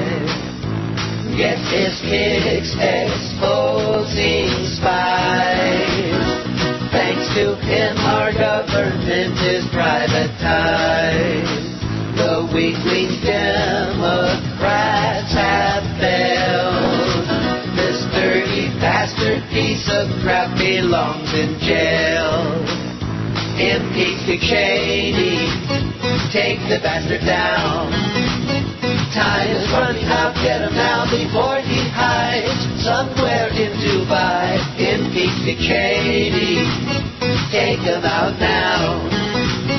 There isn't any doubt once he's out, this evil swine will go hide in Dubai and say bye bye bye bye bye bye bye bye bye bye bye bye bye bye bye bye Dubai bye bye bye bye bye Dubai bye bye bye bye. Bye-bye. Oh, it's 11:47 at QM, and you better not be picking on Rajiv Mara, man. Why? What? Because I just Googled him, and he's 19 years old. He lives in Miramar, Florida. Well, then. And he was the hot apprentice jockey in New York for, I guess, last year. All right. He's not an apprentice anymore. Now, you know what the difference is, what that means? I know what the word apprentice means, but not in a horse racing apprentice context. and jockey, they get a weight allowance. In other words, till they have so many wins. Okay. But he's no longer an apprentice because he's carrying 125 there. But he's hot as a pistol, and he won a whole bunch of races there, et cetera, and so on. And he's 19 and lives in Miramar. Who knows? Maybe he's hot. All right. Rajiv, man. Let's take a look and see what Rajiv's got. Rayana's Jet. And the only reason I looked him up is because he's getting the early money to 5. You see that? No, we don't have it. Wait, there it is. Yeah, Belmont's up there, yes. 5 to 2, the 5. You see that? 7 to 2 in the morning line. He's taking early money, Sonny. I think the 6 and the 7 you can throw out. Well, the 7's only 7 to 1. I don't know. We'll see. We got lots of time. 1 o'clock post time at Belmont. That's right. And if there's one thing this audience doesn't want to hear about, it's hockey and horse racing. Yeah. How about those Flyers, by the way? Oh yeah. Neil, my Flyers are. Yeah, your Flyers are on the edge of extinction. Okay. That schmuck that called in that Philly guy the other day. It's another reason the callers are so bad. So bad. Well, there's so many reasons. It's all the time. So there's the story on Rajiv. What's his name again? Rajiv Mara. He lives in Miramar. Local boy. No, he's not a local boy. What do you mean by that? Well, he lives in Miramar. Well, maybe he rode at Calder. Maybe. Or Gulfstream. Or like that. I'm getting choked up about it. No need. Danielle Ross was alone in an empty room at the Obama campaign headquarters in Kokomo, Indiana. A cell phone in one hand, a voter call list in the other. She was stretched out on the carpeted floor wearing laceless sky blue Converses, stories from the trail on her mind. It was the day before Indiana's primary. She had just been chased by dogs while canvassing in a Kokomo suburb. But that wasn't the worst thing to occur since she postponed her sophomore year at Middle Tennessee State University, in part to hopscotch America stumping for Barack Obama. Here's the worst. In Muncie, a factory town in the east central part of Indiana, Ross and her cohorts were soliciting support for Obama at malls, on street corners, and in a Walmart parking lot. And they ran into a horrible response, as Ross put it, on a level of anti-black sentiment that none of them had anticipated. The first person I encountered was like, "I'll never vote for a black person," recalled Ross, who was white and just turned 20. People just weren't receptive. For all the hope and excitement Obama's candidacy is generating, some of his field workers, phone bank volunteers, and campaign surrogates are encountering a raw racism and hostility that have gone largely unnoticed and unreported this election season. Doors have been slammed in their faces. They've been called racially derogatory names, including the white volunteers, and they've endured malicious rants and ugly stereotyping from people who can't fathom that the senator from Illinois could become the first African-American president. We're getting some of that on the show, I guarantee you, in those diaries. I guarantee it. Oh, you good old bigoted redneck yahoo old farts, okay? Too bad. The contrast between the large adoring crowds Obama draws at public events and the gritty street-level work to win votes is stark. The candidate is largely insulated from the mean-spiritedness that some of his foot soldiers deal with away from the media spotlight. Victoria Switzer, a retired social studies teacher, was on phone bank duty one night during the Pennsylvania primary campaign. One night was all she could take. It wasn't pretty. She made 60 calls to prospective voters in Susquehanna County, her home county, which is 98% white.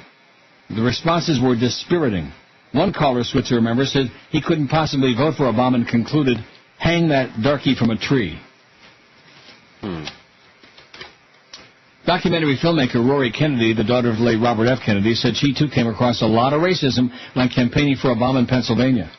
One Pittsburgh union organizer told he wouldn't vote for Obama because he is black, and a white voter, she said, offered this frank reason for not backing Obama. White people look out for white people, and black people look out for black people.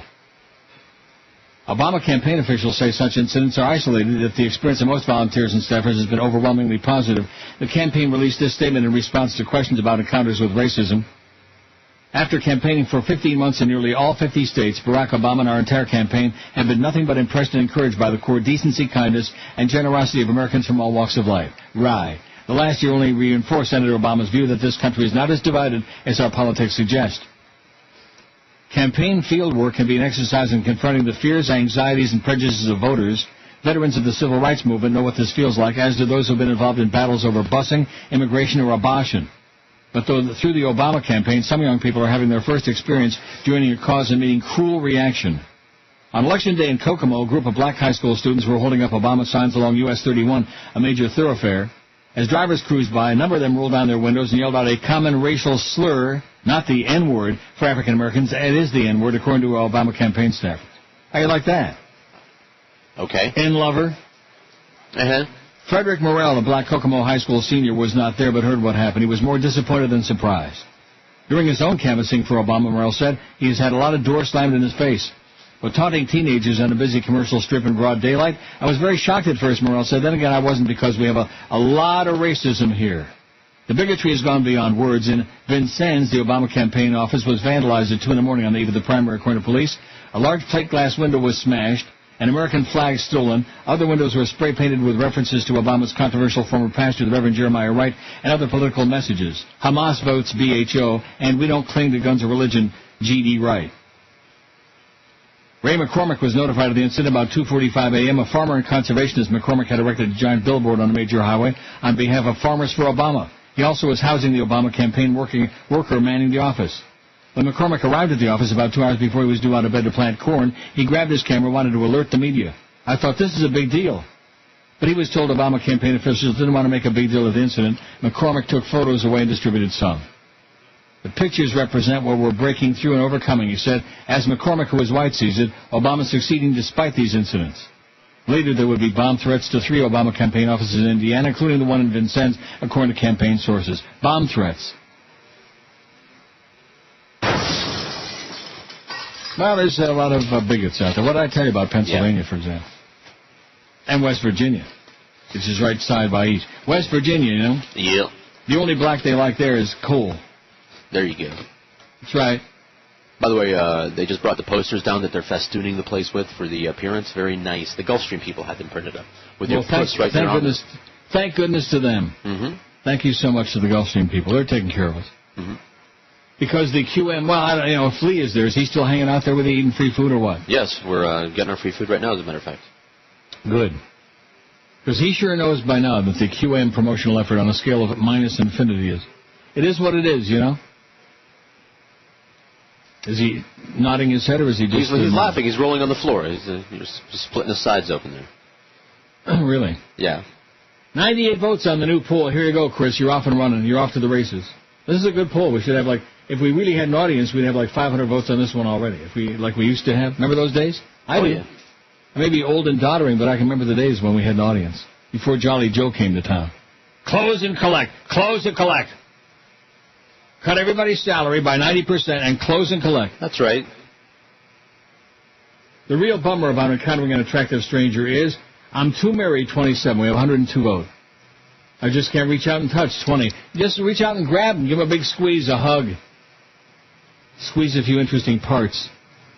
I'm too shy to approach them, 15. I may never see them again, 11. Why is that important? I don't know. I'm too unattractive to ever have a chance with them, 5. I'm usually too old for them, 5. They're with somebody else, 5. They never give me the time of day, 4. Somebody else is usually with me at the time, 3. I usually make a fool of myself, 2. I'm gay, but they're straight, 2. I just never run into anyone. I just can't steal a kiss, 1. And I'm straight, but they're gay, none. Out of 102, right. I'm straight, but they're gay. How do you know that? When you run into a stranger, Sometimes it's obvious. It says an attractive stranger. Right. Sometimes I it's guess obvious. there's some attractive bull dykes and queens and like that. Right. Some real pretty guys. Pretty gals. Dykes. Mm-hmm. Pretty butch gals. That's right. 11:56, 4 minutes till noon. We're just an hour and 4 minutes away from first posted. Now, you're supposed to remind me something. I was? About Harrah's, the harness racing at Harrah's. It starts at something. It's not a big jump. Stayed at the same distance, going 5/8. He loves being either on or right close to the lead. It's Woodbine. Can you hear Dan Loisel in the back? Gets him up in the final strides. They're on. 5 Buyer. He's 2 for 2 to start out his 8-year-old campaign. On the inside, Fire the Firm. Choreography wanted. Fire the Firm. Second, Packer Sweep. Third, and Tough Mouse here fourth. Well, I can tell you're already getting all whipped up with excitement. I am. Maybe we'll make George some money today. What do you say? Let's see. The 5 is 2-1, and the 1 is 5-2. Those are the only 2 at Belmont so far. They're getting lumber. Serious action, 1 and 5. All right. But other than the 6 horse, which is 21-1, everybody else has got a shot. Yeah. So I think what we'll do is we'll back wheel the double, but we'll leave the 6 out, and then of course he'll wind up winning. It'll be like a $300 double. And he'll go, "Oh, gee, Neil told me to leave the 6 out." Hey, whatever. Is Mark Morgan. It's the 12 to 1 hour on QAM.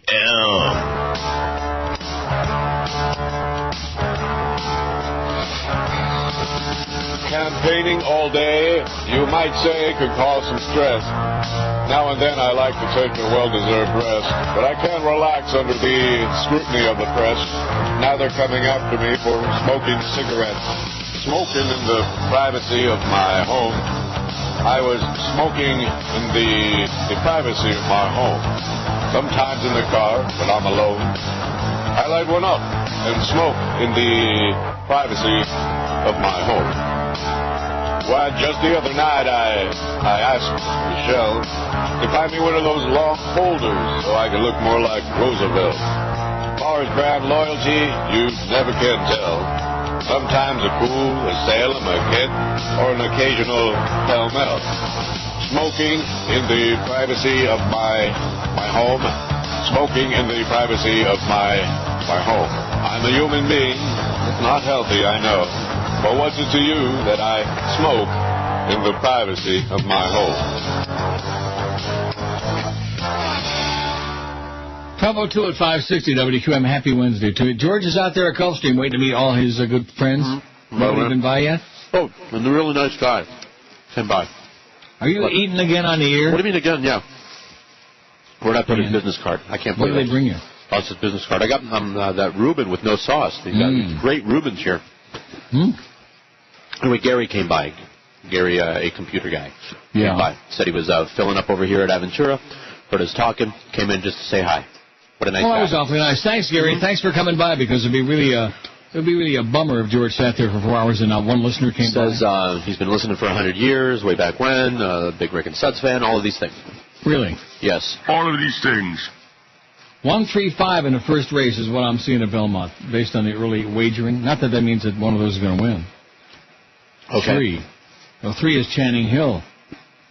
Wouldn't that be a thrill to win with Channing Hill? Anyway.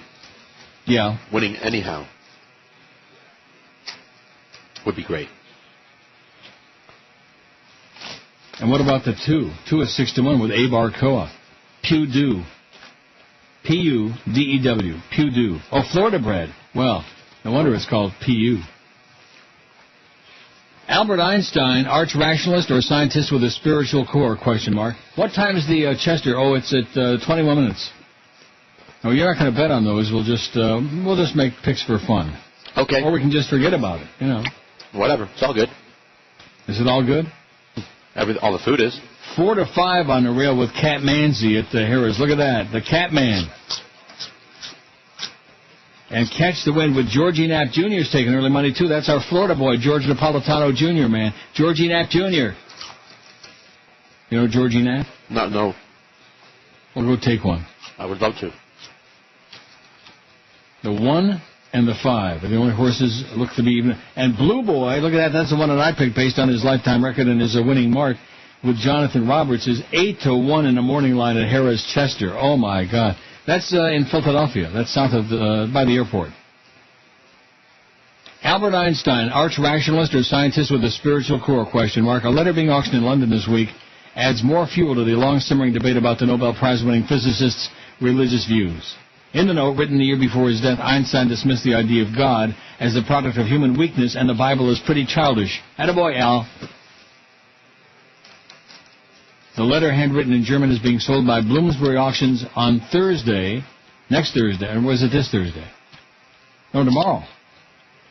And expected to fetch between 12 and 16 grand. Einstein, who helped unravel the mysteries of the universe with his theory of relativity, expressed complex and arguably contradictory views on faith, perceiving the universe suffused with spirituality while rejecting organized religion, thanks God. The letter up for sale, written to philosopher Eric Gutkind in January 54, suggests his view on religion did not mellow with age. In it, Einstein said, the word God is for me nothing more than the expression and product of human weaknesses, the Bible a collection of honorable but still primitive legends which are nevertheless pretty childish. For me, he added, the Jewish religion, like all other religions, is an incarnation of the most childish superstitions. Well said, Al. Couldn't say it better myself. Addressing the idea that the Jews are God's chosen people, Einstein wrote, the Jewish people to whom I gladly belong and with whose mentality I have a deep affinity have no different quality for me than all other people.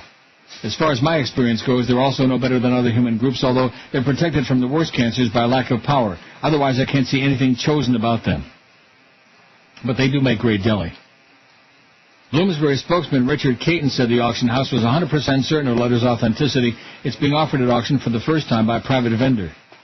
John Brooke, emeritus professor of science and religion at Oxford University, said the letter lends weight to the notion that Einstein was not a conventional theist, although he was not an atheist either. Like many great scientists of the past, he's rather quirky about religion and not always consistent from one period to another, Brooke said. Born to a Jewish family in Germany in 1879, Einstein said he went through a devout phase as a child before beginning to question conventional religion at the age of 12. In later life, he expressed a sense of wonder at the universe and its mysteries, what he called a cosmic religious feeling, and famously said, science without religion is lame, religion without science is blind. But he also said, I don't believe in the God of theology who rewards good and punishes evil. My God created laws that take care of that. His universe is not ruled by wishful thinking, but by immutable laws.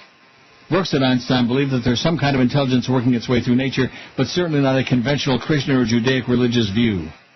Einstein's most famous legacy is the special theory of relativity, which makes the point that a large amount of energy could be released from a tiny amount of matter, as expressed in the equation E equals mc squared, bada-beep-bada-boop-bada-bop. Einstein's musings on science, war, peace, and God helped make him world famous, and his scientific legacy prompted Time magazine to name him its person of the 20th century. He said, there's a lot of bubble mices out there. Look at that. The 1 and the 5 are both 2-1 in the first race at Belmont. Woo. That's your boy. Your buddy, your close personal buddy. He looks, I looked up some pictures of him. He's Indian. Okay, and? Well, I mean, he looks Indian, you know what I mean? All right. Not that there aren't some really hot-looking Indian people. He's just a guy. Okay. You know what I mean? Not that we would bet on him, depending on what he would look like. Looks like he has one great guy, do you ever personality. bet on jockeys because they look cute? Oh, my gosh. Sure. No, of course not. Why not? That's the way you're going to bet. Well, in our case, might as well, because we got no racing form, so we have no form to check out. See, even though you've been doing this for weeks, you still have no understanding of how it is that you bet. But I do have a racing form. You do have one? I told you. Oh, I have a you program. said you had I'm sorry. Program. You don't, wait. Like, I don't know. You said you have a program. Yeah, I guess there's a difference. The racing form has the charts of the past performances. Oh. That's the only way you can bet thoroughbred racing intelligence. Unless, of course, you got a tip. Anybody there got to give you a tip? No. Well, why not? But I could get a steak tip if I wanted to. Don't you feel like alone or something? Don't you feel like... No, I got all these nice people around me here. You do? Well, they're all employees of QAM, but... Well, like who besides Flea? Who else is there? Steve Sloan. I thought he's bailing. Steph the engineer. He's gonna eat lunch He's first. He's gonna be jailing if he starts bailing. Who else? Steph the engineer and... Right, that's it. Boy. I don't want to tell you how to feel, but other than with your hands. Mm-hmm.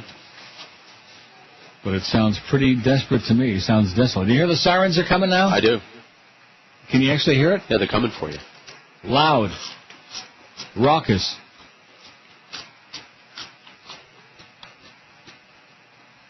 This poll is good, Charlie B., but it's not one that you can read very often on the air because there's too many long choices, like I said before. 145 votes, Chris. Chris is unimpressed. What time did we change it? Like around 11? Well, it's not so bad. Not great. Back when we had an audience, man, we'd already have like 500 on there. One is taking the late money now. Isn't that the horse I picked? With Edgar Prado? How about Perez Prado? What about him? And Patricia. We could play that if you had your music, but you don't. I don't. Remember that? We can just hum it. Oh. I'll get my comb out. No, you can't play, well, I guess you could. It's instrumental. You can play anything on the comb. Play Inagata de Vida on the comb. The 1 and the 5 in the first race, which is Western Sweep, New York bred, and Rihanna's Jet. See, the 5 is taking excessive money there, which doesn't prove a damn thing. This is not a way to bet on horses. Whatever. It's half-assed. That's fine. Good enough for me. Is it? Sure. So I think we're going to bet the 1 and the 5 over the 1, 2, 3, 4. Okay. Yeah, as long as you put that in language that we can write down, and we're going to just pass a note to the people at the window. Well, how difficult is that? 1 and a 5 in the first race. This is the daily double. I already forgot what you said. 4. That's 2 with 4 is $8. $2 doubles, $8. Now, if you want to bet $4 doubles, now wait a minute, it's 8. No, wait a minute. That's a $1. $16. Can you handle it? I can handle it. Say it again now. Well, no, we're not going to do it yet. You got 49 minutes to post it, for Christ's sake. No problem. We're going to bet now. What happens if somebody comes along and one of those horses goes like to 2 to 5 or something? We'll handle it. You'll just somebody punches $1 zillion on one and the odds goes zooming down. We'll just write it down. Lee says he's on it. He'll take care of it. 1? No, I have not. Don't. Okay. That's what everyone says. Says that I'm not missing nothing. You don't want to. It is a toilet. I mean, the casinos there's some really beautiful casinos. You just don't want to go outside. Okay. You go outside and you feel like, oh, I don't know, I think I want to go back inside real fast. Florida sucks. Hello, I'm Bill Clinton, and I want you to know that elderly voters won't vote for Barack Obama because people of that generation are too reasonable to fall for his rhetoric. Isn't that right, sir? I won't vote for Barack Obama because believes in socialized medicine. You see, you should all respect the wisdom of your elders. Excuse me, sir, why don't you like Barack Obama? I don't like him because he's a newcomer to politics. It's all about experience, and these experienced voters know that there's only one viable choice come November. And who do you support, sir? I guess I'm going to vote for Hillary, even though she's a Clinton. I'm Bill Clinton, and I approve what this old guy just said. Oh, yeah, I bet you do. It's all over, Bubba. It's all over. Is it over? It is. 8 minutes till post time at Chester's Hero. I never even knew there was such a place. Boy, it's just amazing how these things happen. Well, and you being the big racing aficionado that you are. All the early money went on the one with Cat Manzi. You know the great Catello Manzi? The Cat Man? No. Remember Scatman Crothers? Yes, I don't know what race he's driving in. He's dead. Is he really? Oh, yeah. The Scatman? Yeah. He was in The Shining. Yes, he was. And he was dead in there, too, as a matter of fact. It seems to be following him around. You know? He had a lot of impact in that movie, not. The Shadow of Death. Representative Ron Paul is still in the GOP race, even drew 16% of the vote in the recent Pennsylvania Republican primary. Now his supporters are planning to stage a revolt at the Republican National Convention in September, possibly with the aim of securing Paul at a primetime speaking slot. Conservative radio talk show host Mike Gallagher told the host of Fox and Friends yesterday, there's no question that this could be a major headache for John McCain. Good. Obama's had so much tourists, man. They've put every lasso around, every albatross around his neck, speaking of racing. John McCain would be well served to kind of reach out and give him an olive branch at the convention, Gallagher continued. Let him speak. Give him a rule, because if these people are disrespected, this combined with Bob Barr's announcement that Barr now is running as a libertarian is just going to take votes away from McCain and could be a disaster for the Republican Party. Margaret says she's got top-quality products. Yeah? Yeah, probably for your penis, Really? Well, that's most of the spam I get is assuming that all of us, every guy that's on there is like limp, Yeah. Limp. I mean, limp wrist, yes, Yeah. but limp, no. They're targeting their audience.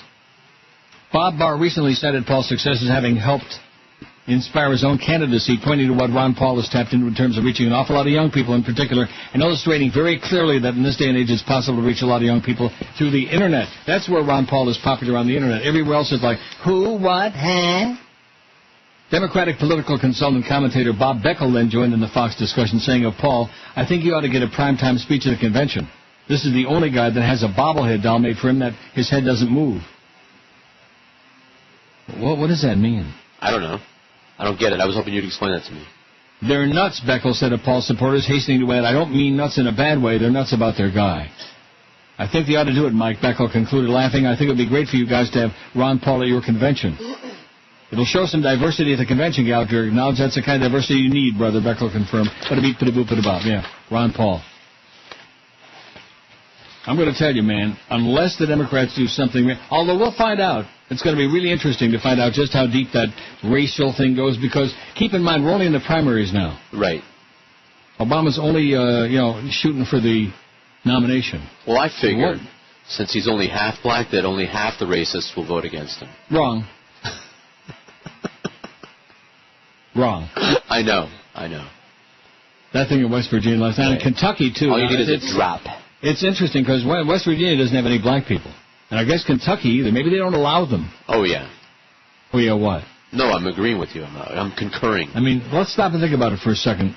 West Virginia, Charleston is the biggest city in West Virginia, right? Isn't that the capital? I guess. I don't know. The only city I know in West Virginia. And in Kentucky, Louisville, horrible place. Louisville. Frankfort.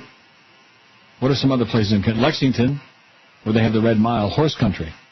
I wonder who the horses voted for. I know who the horses' asses voted for. Swillery. Especially the old horses. 39 minutes to post time at Belmont. Now, is somebody going to go make that bet for you, $16? Yes. I don't know whether I want to do that. Just whenever we're ready, we'll send Lee over there. The one on the... I mean, I always lecture against chalk, but I'm operating blind here. I'm flying blind. Wouldn't it be nice if... I don't know. Is Steve Sloan gone yet? He's over on the other side of the room on the phone. Doing what? With his bookie? Probably with his bookie. I imagine. He doesn't have to bet with his bookie. You can bet right there, all the different tracks, man. You got Freehold going on in 12 minutes, Chester in 3, Suffolk Downs in 23 minutes, Belmont in 38.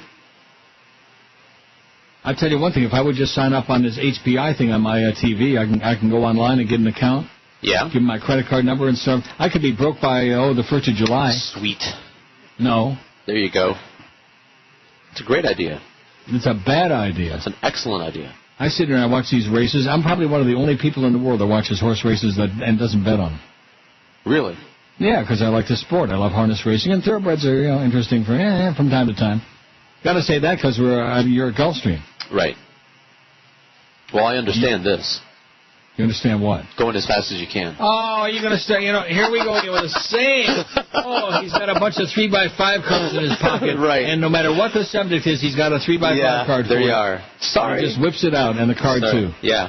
Oh, I don't understand those buggy horses. Why can't they run as fast? If I had because they're not bred to run, okay? They're bred to trot and pace, okay? That sounds That's wrong. what it's at. That sounds just like all the different swimming. I've been through this with you all a million times. I know. Well, maybe if I had just like the relay. Just like relay racing. Right. If they didn't have to stop and hand off that baton, they'd run a lot faster, wouldn't they? Right, but that's all part of it. See, they all run as fast as they can. Exactly, that's right. Each person runs as fast as they can until they've handed off. You are just... You're impossible. Maybe if I had actually ridden a buggy. Oh, look at that. The one is even money now, the Catman. Catmanzy. He's got the hot hoss. 4 to 5. Man, he is taking money like Niatros against Chicken Picker. Can you believe that? I believe it. I wonder who the race caller is at Harris 1 Chester. minute at Chester, just a minute.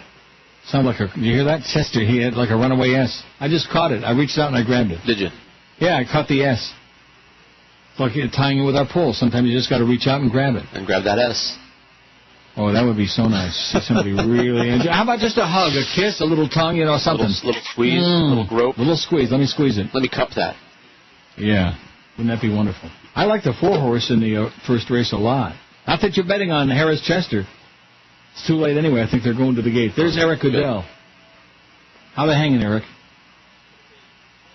And Georgie Knapp Jr. What's the 5? 9 to 1. He got early money there, George Napolitano. A great Florida family, the Napolitano racing family. See, when it gets to harness racing, then I know what I'm talking about. Okay. I'll bet on it. I don't need to understand it.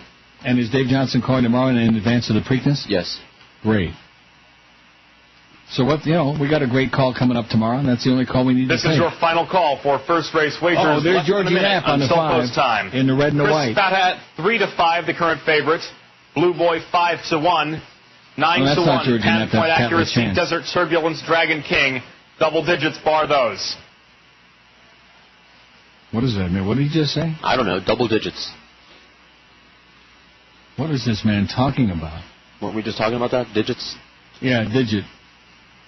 I wonder if a midget's got a digit. I bet you they do. But they're Ask small. the jockeys, they'll tell you. Mm-hmm. But they're small. One thing about some of them little guys, man, they really just shock the daylights out of people. Do they? Well, I mean, if you're nosy, you're sticking your nose in where it don't belong. Yeah, Georgie Knapp's 11 to 1. The 5. Boy, you ought to go and bet $100 to win. You got no chance. The Catman is 1 to 2 on the rail. Oh my God, 1 to 2. Prohibitive favorite. That pays $3 for 2. You don't want to bet that. No.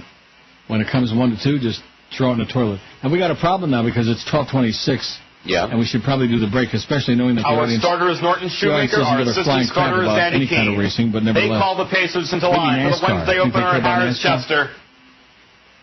It's post time and the gate is rolling. I was thinking about your friend Joe Costello when I was taking a leak this morning. Really? What time? Yeah. About when I did my first show from Toronto and we told everybody, don't say Neil's not in the studio yet. And he went on air that night. Remember that? Uh-huh. And opened up a big stupid mouth. That's your buddy Joe Costello. That's right. Always pissing you off. What do you mean by that? Oh, that's what he did. He lived for that. Did he really? Not pissing you off, pissing people off. Is that what Joe Costello's thing is? Going around? Field is on the bridge. Well, if there was nothing better to do, yeah, he would resort to that. Starting gate is rolling, baby, and they also got a pickup truck there, just like they do with the Meadows. Ready for start. Oh, it's that rednecky thing, man, a pickup truck for the starting gate. That is so bad. Racing in the 12:25 opener. Dragon King showed speed from the outside. Blue Boy from between horses, and Blue Boy will go right to the front. What did I tell you? The Chris 4, Fata baby. is up close toward the inside, then Dragon King backed off just a bit. Michael's Jewel Didn't I tell you is the just 4? 3.5 off the lead Did I say that? I love the 4. It's Blue Boy in front, a length and a half from Chris Fata. 4 to 1, by win 2. for fun. 1 to 5 in the pocket, baby. Spot from Pan-point accuracy. Dragon King settles in mid-pack, 6 from the front. The Catman isn't satisfied with the 2-hole. He wants to lead. He's 1 to 5. He wants to be on the up in the air, Catman. Opening quarter of up 28-1. They come past us for the first time, and Chris Spada has made the front for the Catman, overtaking Blue Boy for the lead. Michael's Jewels an up-close third, Pan-point accuracy just off the speed, and now tipping to the outside. They better hurry up because they've only got a 4-hour show. You know what I mean? That cover, and so too Are you watching Harris Chester or not? They're not showing Turbulence, some 8.5 from the lead, and American Peace remains the trailer as this octet races through the bridge. What you be talking about, man? They're not showing it? Leads the way by a length and a quarter from Blue Boy to a half of 58 seconds even. 29 and 4, soft. Maybe they don't understand it either. As Chris Spada opens up by a length and 3/4 on Wouldn't surprise me. Tracking for the pocket spot. Pan-point accuracy continues to advance first over. He's 3 lengths from the lead now. Michael's Jewel has no room.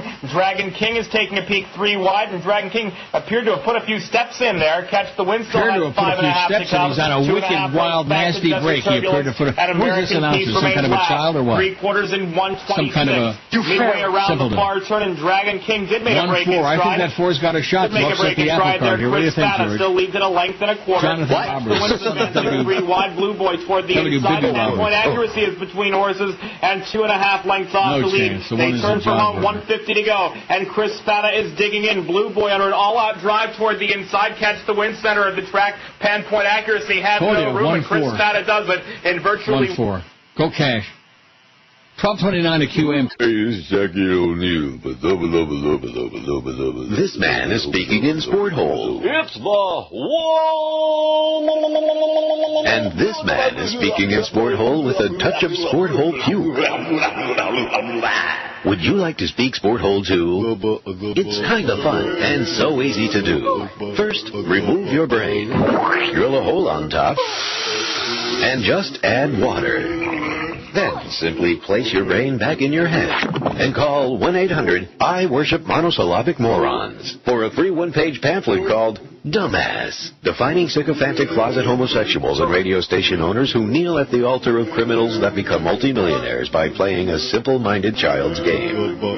Remember, the next time you pay $500 to fill up your car or truck, make sure your radio is tuned to an all-sports format. Stay dumb and call 1-800-SPORTS is the only thing that matters. That's 1-800. All right. I just had a tremendous inspiration. Are you still with me? Or are you I'm gone? right here. Yeah. Oh. I said, did you? Yeah.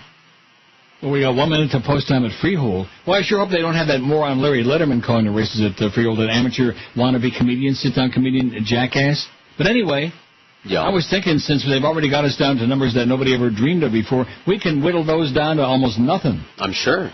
Why not? Everybody else is HBI thing here. We could carry the races on the show all day. Sure. Since that's the last thing in the world other than hockey that anybody in South Florida wants to hear about. Nothing that you could talk about could be more boring than what they're talking about on the rest of the station, so why not? Now, are you knocking the sports nerds again? Yes. Good.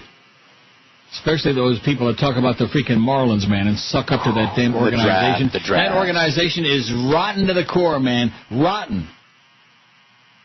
That damn David Samson and that Jeffrey Luria. I didn't even like his damn stores, that Luria. Yeah? No, service merchandise was way better. I told you about my experience at Luria's where they had, I wanted delivery or something. They didn't deliver. Yep. Oh, you got to go out and buy a pickup truck, and then you can take the table home. You know, just strap it to the top of the truck, or some crap like that. Get him out of here. Get him out of here. Yeah, I got out of there all right and never came back. There was some other place in Hialeah where I went to buy furniture or something like that, and they also gave me a bunch of... I think they didn't like me is what it was, which is fine. They're not the only ones. Uh-oh. What? I'm positive this is going to be Larry Letterman calling Freehold. He just makes me feel unclean as part of the subhuman race. I don't have the entries for Freehold because I didn't bother messing with it. Just as well. But they're at the top of the stretch. They're on their way to the start. And... here they come. It's him. All right. Losing its stride mid-stretch, Winter's Laurel, Gigolo, slowly away, marrying them both. Good, it's all distorted and muffled and I can't hear it. That's him. Thinks he's a comedian. Everything is some big joke. And he's about as funny as an instant heart attack, as an instant fatal heart attack. That's Larry Letterman. Clubman Dreard. In day 4 of a Washington Post series, Careless Detention, it's revealed that the U.S. has injected hundreds of foreigners without their consent with dangerous mind-altering drugs for trips returning them to their home countries, according to government documents, medical records, and interviews with some of the actual people who were drugged. They thought they were going on one kind of trip, and they were going on two. You know what I mean by that? Yes. Free? Sure you do. From the report, the government's forced use of antipsychotic drugs in people who have no history of mental illness, including dozens of cases in which the pre-flight cocktail, as the document calls it, had such a potent effect that federal guards needed a wheelchair to move the slumped deportee onto an airplane. Unsteady gait, fell onto tarmac, says a medical note on the deportation of a 38-year-old woman to Costa Rica in the late spring 2005.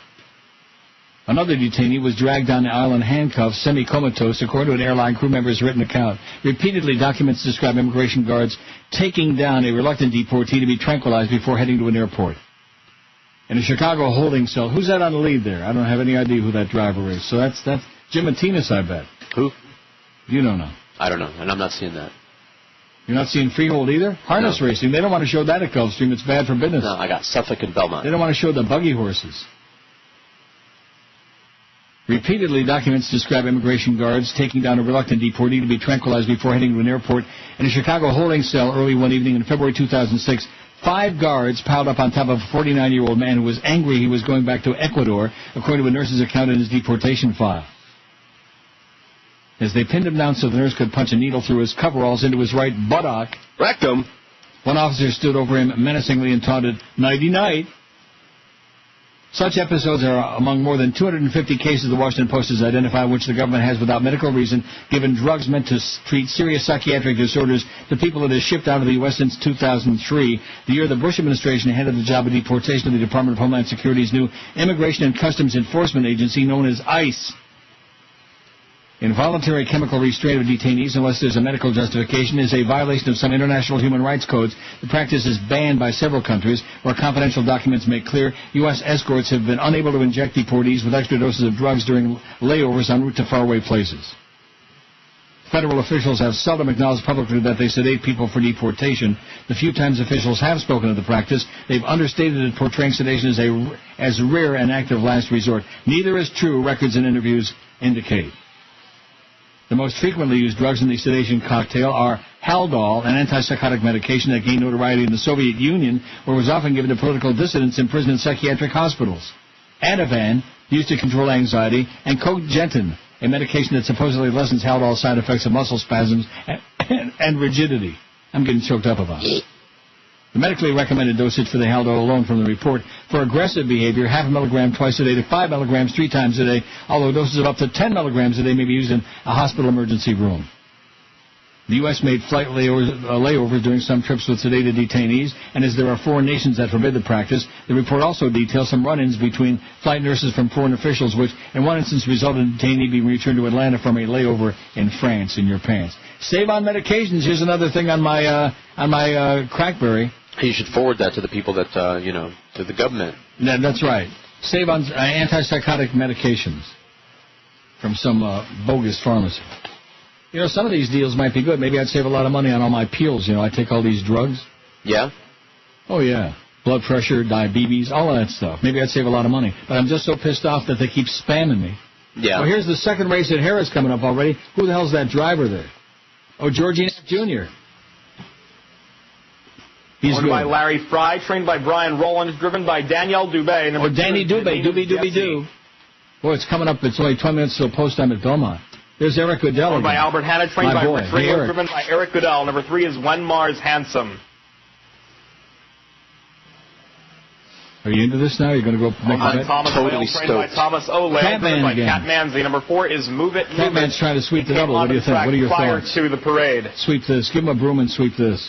Are we still going with that bet so far? Yeah. Okay. Why haven't they made the bet? Well, wait a minute. I got to look at the prices now. Can we finish the post parade? There's a Bippy Roberts, man. Jonathan Roberts. I told you that 1-4 in the first race, didn't I? You could have bet the exact. I bet you paid at least $380. Whatever. Steve took Lee over to the betting window, and they gave him a seminar and introduced him to one of the ladies. He's all down for it. He's down on it? He's down on it. Oh, there's Andy Miller. And on the outside, Tim Tetrick. Oh, I get the creeps. He's great. He's won a million races, and I get the creeps from him. He's like from Mars. He's a spaceman, space cadet. Now, this is going to be the last time we can do this because this is like just a tune-out. They don't care about this crap. Don't you understand? They don't care. Yeah, well, we don't care. I don't care. You don't want to?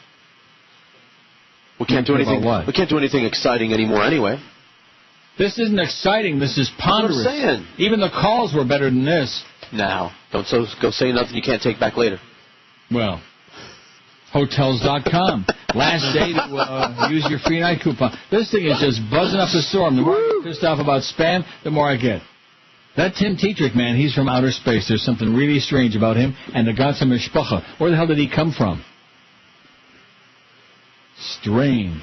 213 votes on Chris's poll. I bet you Chris is in a coma. Huh? Chris is in a coma. Biggest names. The best talent. This is Neil Rogers. WQAM. The sports leader. Got STD-laden strip joints. Approved by Joyce. Fart sounds. Rejected by Joyce. Online gambling scams. Approved by Joyce. Word containing the word bag. Rejected by Joyce. Erectile dysfunction spots. Resoundingly approved by Joyce. Tuba sounds resembling fart sounds. Rejected by Joyce. Blatant sports-related faggery and sports show hosts encouraging kids to rob liquor stores. Happily approved by Joyce. Fart sounds. Rejected by Joyce. The human race rejected by Joyce. Or is it the other way around? Both. 1247 at 560 WQAM. Get out there and see George until 2 o'clock at Gulfstream. Oh, I guess it's too late for that now. Oh, I didn't read this other thing. Okay. We got so many liners, you know. Nothing could be finer than to read a corny liner. WQAM, Bruce Rossmeyer Harley Davidson and South Day Dodge presents the 105 Days of Harley. You could be one of 56 winners of a 2008 Harley Davidson motorcycle. To register, go to any Bruce Rossmeyer or South Day Dodge showroom, any Hooters location, or log on to WQM.com. On the right-hand side of the QM website, you scroll down there and you'll find something about it.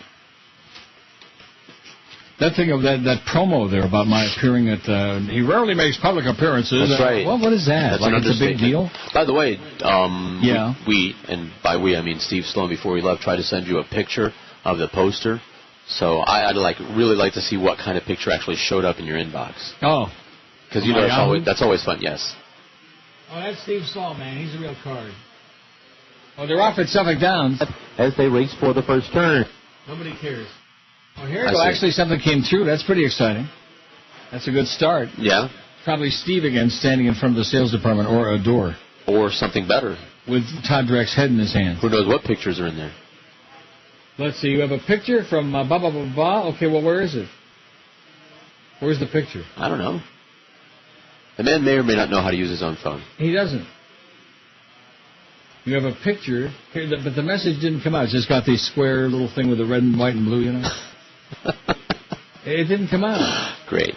Oh, no, there it is. Oh. Show images. Okay. There's the will, there's a way. Look at that. Neil Rogers, live in the Breezeway Bar 3 to 5. That's excellent. And Gulfstream did that? Yes. They're going to be all over the place. Our friends at Gulfstream. At least they're promoting us. They rub you. The right way. Oh, they spelled my name wrong, though.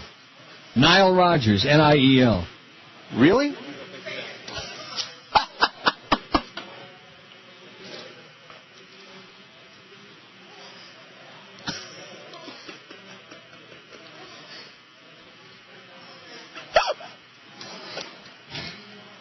Did we lose the line? Those are collector items now. Gotta get me one.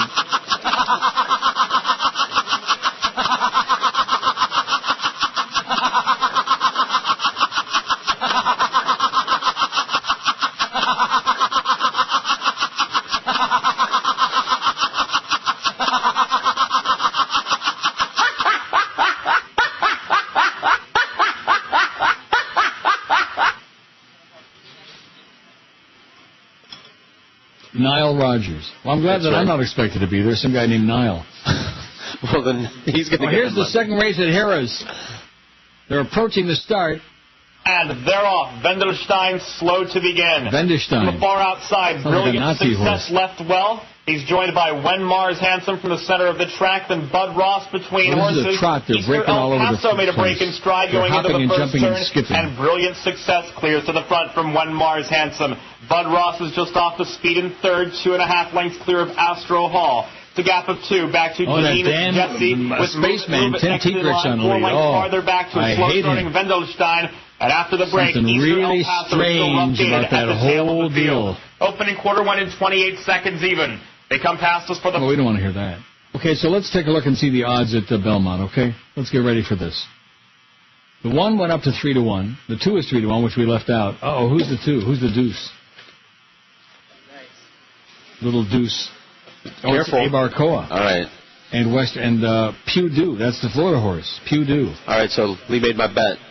So it's too late to turn back now. And the 5 is the favorite, 5-2. That's Rajiv Maharaj. Or however you say his name. Is that how you say it? I don't know how you say Indian name. Rajiv, I'm sure, is right. I'm sure. Well, we got so many Indian people. A lot of Punjab man. So you got the inside track on the engines. You're going to have to find that out. I've had an inside track on some engines. Did you? Yeah, a couple. What kind? The Indians or the Indians? Not the Native American Indians. Well, why not? I never ran into any. Really? Never ran over any. But the people from India are very interesting. As long as they don't smell, as long as they were born here, you know. They don't have that curry aroma. Oh, that can really put you in a coma, that curry aroma. So I think what we need to do is take the break early. Okay. I don't want to screw up and come in the middle of the race like we did last time. That's right. And I wonder if Tom Durkin's working today. 4 with 50 yards to go. I don't know. So anyway, what? You know, they print those posters right here on the premises, and so they're going to fix it. It's not like they ordered 1,000 of them from outside somewhere. They got their own print shop in there. I don't know. Those were the prototypes, I guess. The prototype? Yes. Nile Rodgers live in the break. I didn't notice it at first because I was so impressed by the fact that somebody actually did something with my puss on there, which don't look all that bad. Save me one. Although I actually had some hair in that picture. Chris, don't worry, Chris. We got one for the studio. All right, good. We should get a couple of them. Yes, we should. Put them up around the whole 7 minutes till post time at Belmont. We better do the break. George is like at least $4. Rogers. Sports Radio 550 QAM. Fourth leader. So 1 to 2 hours. Live in Chicago. Oprah. Madonna speaks out. I'm so desperate. Madonna's side of the story. Thank you for asking me to do the show. Good to see you, darling. Did you like girls? I made love to 2 women at the same time. Wow. It was a challenge. I can relate to lots of things. I can't figure out what that feels like. I like sex. It's like food. 1 hamburger at a time. Yeah. Do you have like a penis implant? Yeah, I do. That's really amazing. Yeah. It looks like a small penis. It's pretty shocking. Do you like grow testicles too? About 38. Wow. Thank you. Oh, that Oprah man, she's a real card. Okay, 12:58. The pressure's building, and the 2 is getting to lay money now. 2 went down to 5-2. 2 is the second choice. Yeah. You got to beat the deuce. Okay. The Pew Do. The Abarcoa horse. Pew Do, the Florida bred. Uh-oh. Well, that's good. Maybe the doubles of the 1 will be okay. They'll be decent. Okay. And the 5 is your engine jockey. Are we gonna? Is this a daily double that we bet here? Well, what do you think it is? I don't know what it is. That's why I got you. You have the 1 and the 5 in the first race with 1, 2, 3, 4 in the second race. Oh, okay. All right. You have $2 doubles. I'm looking at my ticket here. Is that what you got? That's what I got. 1 and a 5. With a 1, 2, 3, 4, and if the 2 wins the first race, you're screwed. You're out $16. Oh well. But then we can bet the second race all by itself. Yeah, but I got free lunch. Well, that's what counts. That 2, man, I'm really worried about that Pew Do. Now, we're going to get the Belmont thing on here or what? The horses have reached the starting gate. They're at the post. That sounded like Tom Durkin to me. I'm really worried about him. I wonder if I think he's a heavy smoker. He sounds like he's got emphysema. Yeah. He's been breathing. I hear him calling the races on this channel, and he's like gasping for oxygen. Yeah. You think? I don't know. I don't know what he sounds like normally. Waiting for Rihanna's jet. Are You Dancing and Wandelia? It's Tom Durkin. He's working. And you got the 1 and the 5. Okay, everybody root for George, okay? Cross your fingers and cross your legs. If anybody needs the cash other than Chris, it's George. One more. Get that 7 in there. See what I mean? Although these horses are going in like they know what they're doing. They're in the gate. They're in the gate. That's what I said. Not the 2. Maybe the deuce will get left in the gate. No, not yet. And they're off. Pew right to the lead. Racing for the early lead, and between horses, it's Zippy, and it's Pew to be the leader. Zippy comes out running in second. Western Sweep on the inside third. There's Rihanna's Jet moving to fourth now. Are You Dancing? Fifth on the outside, and the early trailers will be Wild But Able and Wondelia. They hit the far turn. Pew pressed by Zippy through a quarter in 22 and 4/5 seconds. Western Sweep, Rihanna's Jet, and Are You Dancing running third, fourth, and fifth. Break of another 5 back to Wondelia. I think George lost. And Wild But Able is now dropped back to be the trailer. There's 3 furlongs to go. It's Pew narrowly still sparring with Zippy. There's room at the inside for Western Sweep to come on through. And now the field turns for home. Pew Zippy, Western Sweep at the rail. Rihanna's Jet there on the outside. Wild But Able now commencing a rally. 5 lengths from the lead. There's a furlong to go, and Zippy's now in front. Zippy has fought her way to the lead. Zippy, my ass. Battling on, but second is Pew Rihanna's Jet. You lost. And Wild But Able. Western Sweep back to fifth. Zippy, a 2-length winner. Pew bad. Your horses both ran like crap. Oh, well, we have another race I could lose some money on, though, right? Yeah, the second race, we'll lose some money on that. Let's see how much I can lose. Okay. All right. That's unfortunate. You're not alive in the double. You're dead. Dead as a dog. You wanted Zippy? Yeah, Zippy? Where the hell was Zippy? I don't know. With Channing Hill. What did I tell you? Bet on the chick. Bet on the chicks. Jesus, God Almighty, there was your chance. See, that's what you should have been. I was worried about the India guy, and you should have been worried about her. Channing Hill gave you a thrill. Wins length and a half, 2 lengths going away. So George is out 16 bucks. Well, I got more. I brought more. Well, we'll chase it. Than that. We'll chase it. That's what right. it's known in good. I want to know all these terms. Chasing your money. Second race. We'll get to it. I'll handicap it during the break. Sweet. I can't. I can't. Whatever. Pick a number. Look, we'll pick some names and numbers and colors. 251 votes on our poll, Chris. I would read the result except for the fact that, Well, you know. Well, the choices are too lengthy. There are too many of them. It's a great poll, but there are too many choices that are long. You could read like the top 3, like 2 married. Oh. For them. The real bummer about encountering an attractive stranger is, I'm 2 married, 71. For them. I just can't reach out and touch them, 42. I'm too shy to approach them, 38. I'm usually too old for them, 25. I'm too unattractive to ever have a chance with them, 19. Well, of course. I'm a hot young thing there at the Woodbine. I'm sitting there just drooling. I'm just salivating. My heart is beating like a snare drum. And they look at me like, look at that old queen over there. Look at that old troll. That old leering at me, Old leering lech? No, it's really, that old lech leering. It's really bad when you're like staring at somebody and they know you're staring at them. That's not good. You have to be a little more clever than that. Use a different kind of technique. Sunglasses work charms. Oh, does that do it? Oh, yeah. Yeah, I don't think I'm going to be wearing sunglasses inside a Woodbine. It'll be a little bit tacky, a little obvious. Really? Although I know some people that even in the wintertime they wear sunglasses. I don't know what that's all about. Drugs. Is it? Snow is bright. Is that what it is? Sure, man. Snow blindness. Sure. Jesse Jackson says marketing won't hide GOP's lack of ideas for real change. Well, that's a shame. You never even had like a... I thought the 5 might come on there and do a little something. He did something. He lifted his tail, did a little something on the track. A big pile. I guess the second race we're going to have to go for... Maybe we'll pick a long shot. Sure, why not? The 3 with Kent DeSormo, rider of Big Brown. All right. Or we could bet the third race at the Harrah's. Hey, let's do it all. I can't see that, though. I got Suffolk and Belmont. That's all they're showing up here. No, you don't get no harness racing on there. Sorry. Jesse says news travels fast in Washington, but understanding takes a lot longer. It isn't news that Americans are unhappy with the way things are going. President Bush suffers record low approval. 80% of the country thinks the economy is bad and getting worse. Most want to get out of the costly and endless mess in Iraq. Most are struggling with incomes that can't keep up with soaring prices for gas, food, electricity, and health care.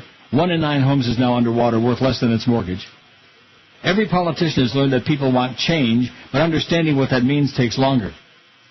Americans are looking at a country in serious trouble. We're looking for leaders, not politicians, who can bring us together to get things done. This isn't rocket science, but it seems hard to absorb in Washington. Consider Republicans in Congress. They lost big time in 2006. 29 incumbents took a look at the polls and decided it was time to retire. They've suffered stunning defeats in special elections in former House Speaker Denny Hastert's district in Illinois, and amazingly a Louisiana district previously won by Republicans and with overwhelming majorities. Former House Speaker Newt Gingrich warns that they're headed for a real disaster if they don't change what they're doing. Again, pretty obvious stuff. But Representative John Boehner, the Republican minority leader, clearly doesn't get it. He's put out a slideshow reassuring his troops that they can do well this fall. Most of it's about partisan mechanics. Raise money, contribute to the party, coordinate efforts, help one another out. But when it gets to talking about the country and what Americans want, it's clueless. Boehner sees the election as a marketing challenge. Our brand is under repair, he says, but we can bring it back. How will they do this? Boehner figures Republicans can win this fall by becoming the party of change. In a memo sent to every member of the Republican caucus, he wrote, "To the American people, we say that Republicans will deliver the change you deserve." He's intent on rolling out a new agenda this week and next that will capture that mantle. Republicans in Congress, backed by Bush's veto threats, have obstructed virtually every reform since Democrats took over control in 2007. They have filibustered against providing health care for children, against ending the war in Iraq, against ending subsidies to big oil, and investing in renewable energy, against negotiating lower prices on prescription drugs as well. In recent weeks, Boehner has led his party in a policy of delay and distraction, forcing the House to vote repeatedly on motions to adjourn simply to delay votes. Republicans even switch votes on honoring mothers on Mother's Day simply to put sand in the gears. Now, after months and months of this, Boehner says a new agenda will rebrand Republicans as the party of change. Perhaps Americans are as dense as Boehner thinks. Perhaps just a little new paint, a bumper sticker slogan, a show agenda, and bitterly partisan attack politics can once more draw the lines and save Republican incumbents from defeat this fall. But this year, Americans are tuned in. They know things aren't working. They're looking for leaders, not used platform salesmen. They know that special interest and partisan posturing haven't locked up Washington, and they might not just be ready to accept the party of obstructions election year conversion as the party of change. That's what Jesse Jackson be saying. Got it? Got it. Third race at Harrah's coming up. I don't know why you've got me at all these races now. Something to do. But the audience doesn't want to hear about it.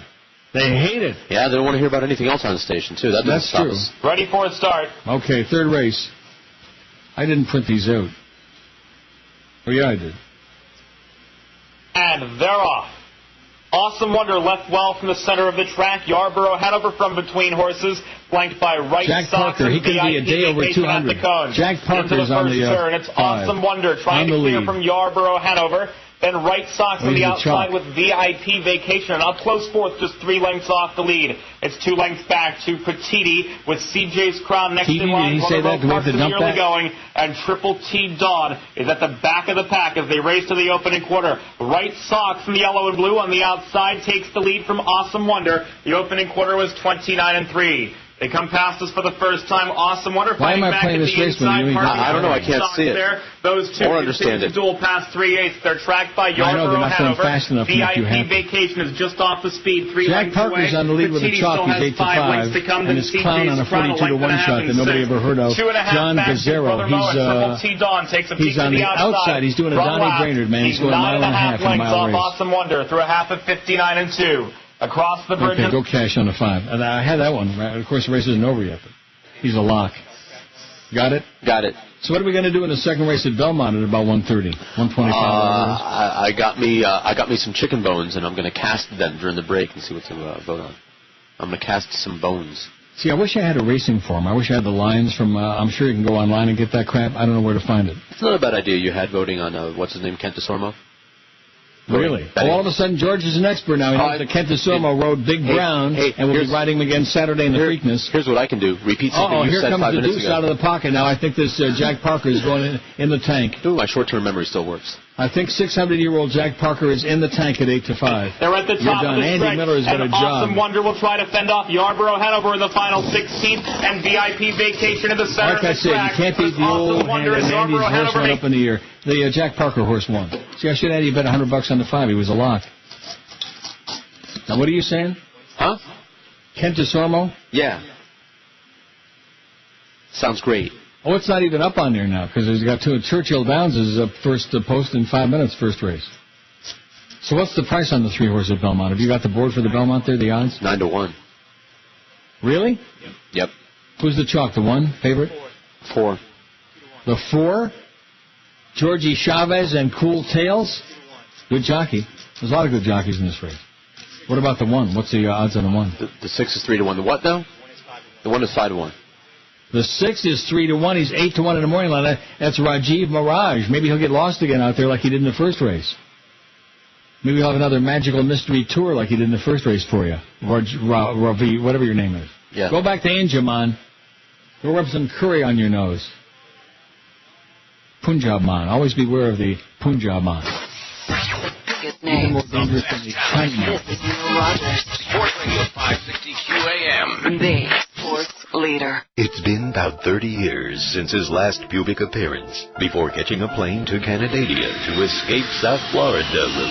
But now, after discovering that Canada Dry Soda is actually made in Plano, Texas, Neil Rogers is back. Saturday, May 17th. See Neil Rogers and George Rodriguez live at Gulfstream Park and Casino in prestigious Hallandale. 3 to 5 p.m. during the Preakness simulcast. Free Neil and George t-shirts and posters will be given away. Pedal fast as you can in a tricycle race to win an Orlando weekend getaway. This could be your last chance to see the man who lives in Canada, yet bravely chooses to eat microwavable bacon.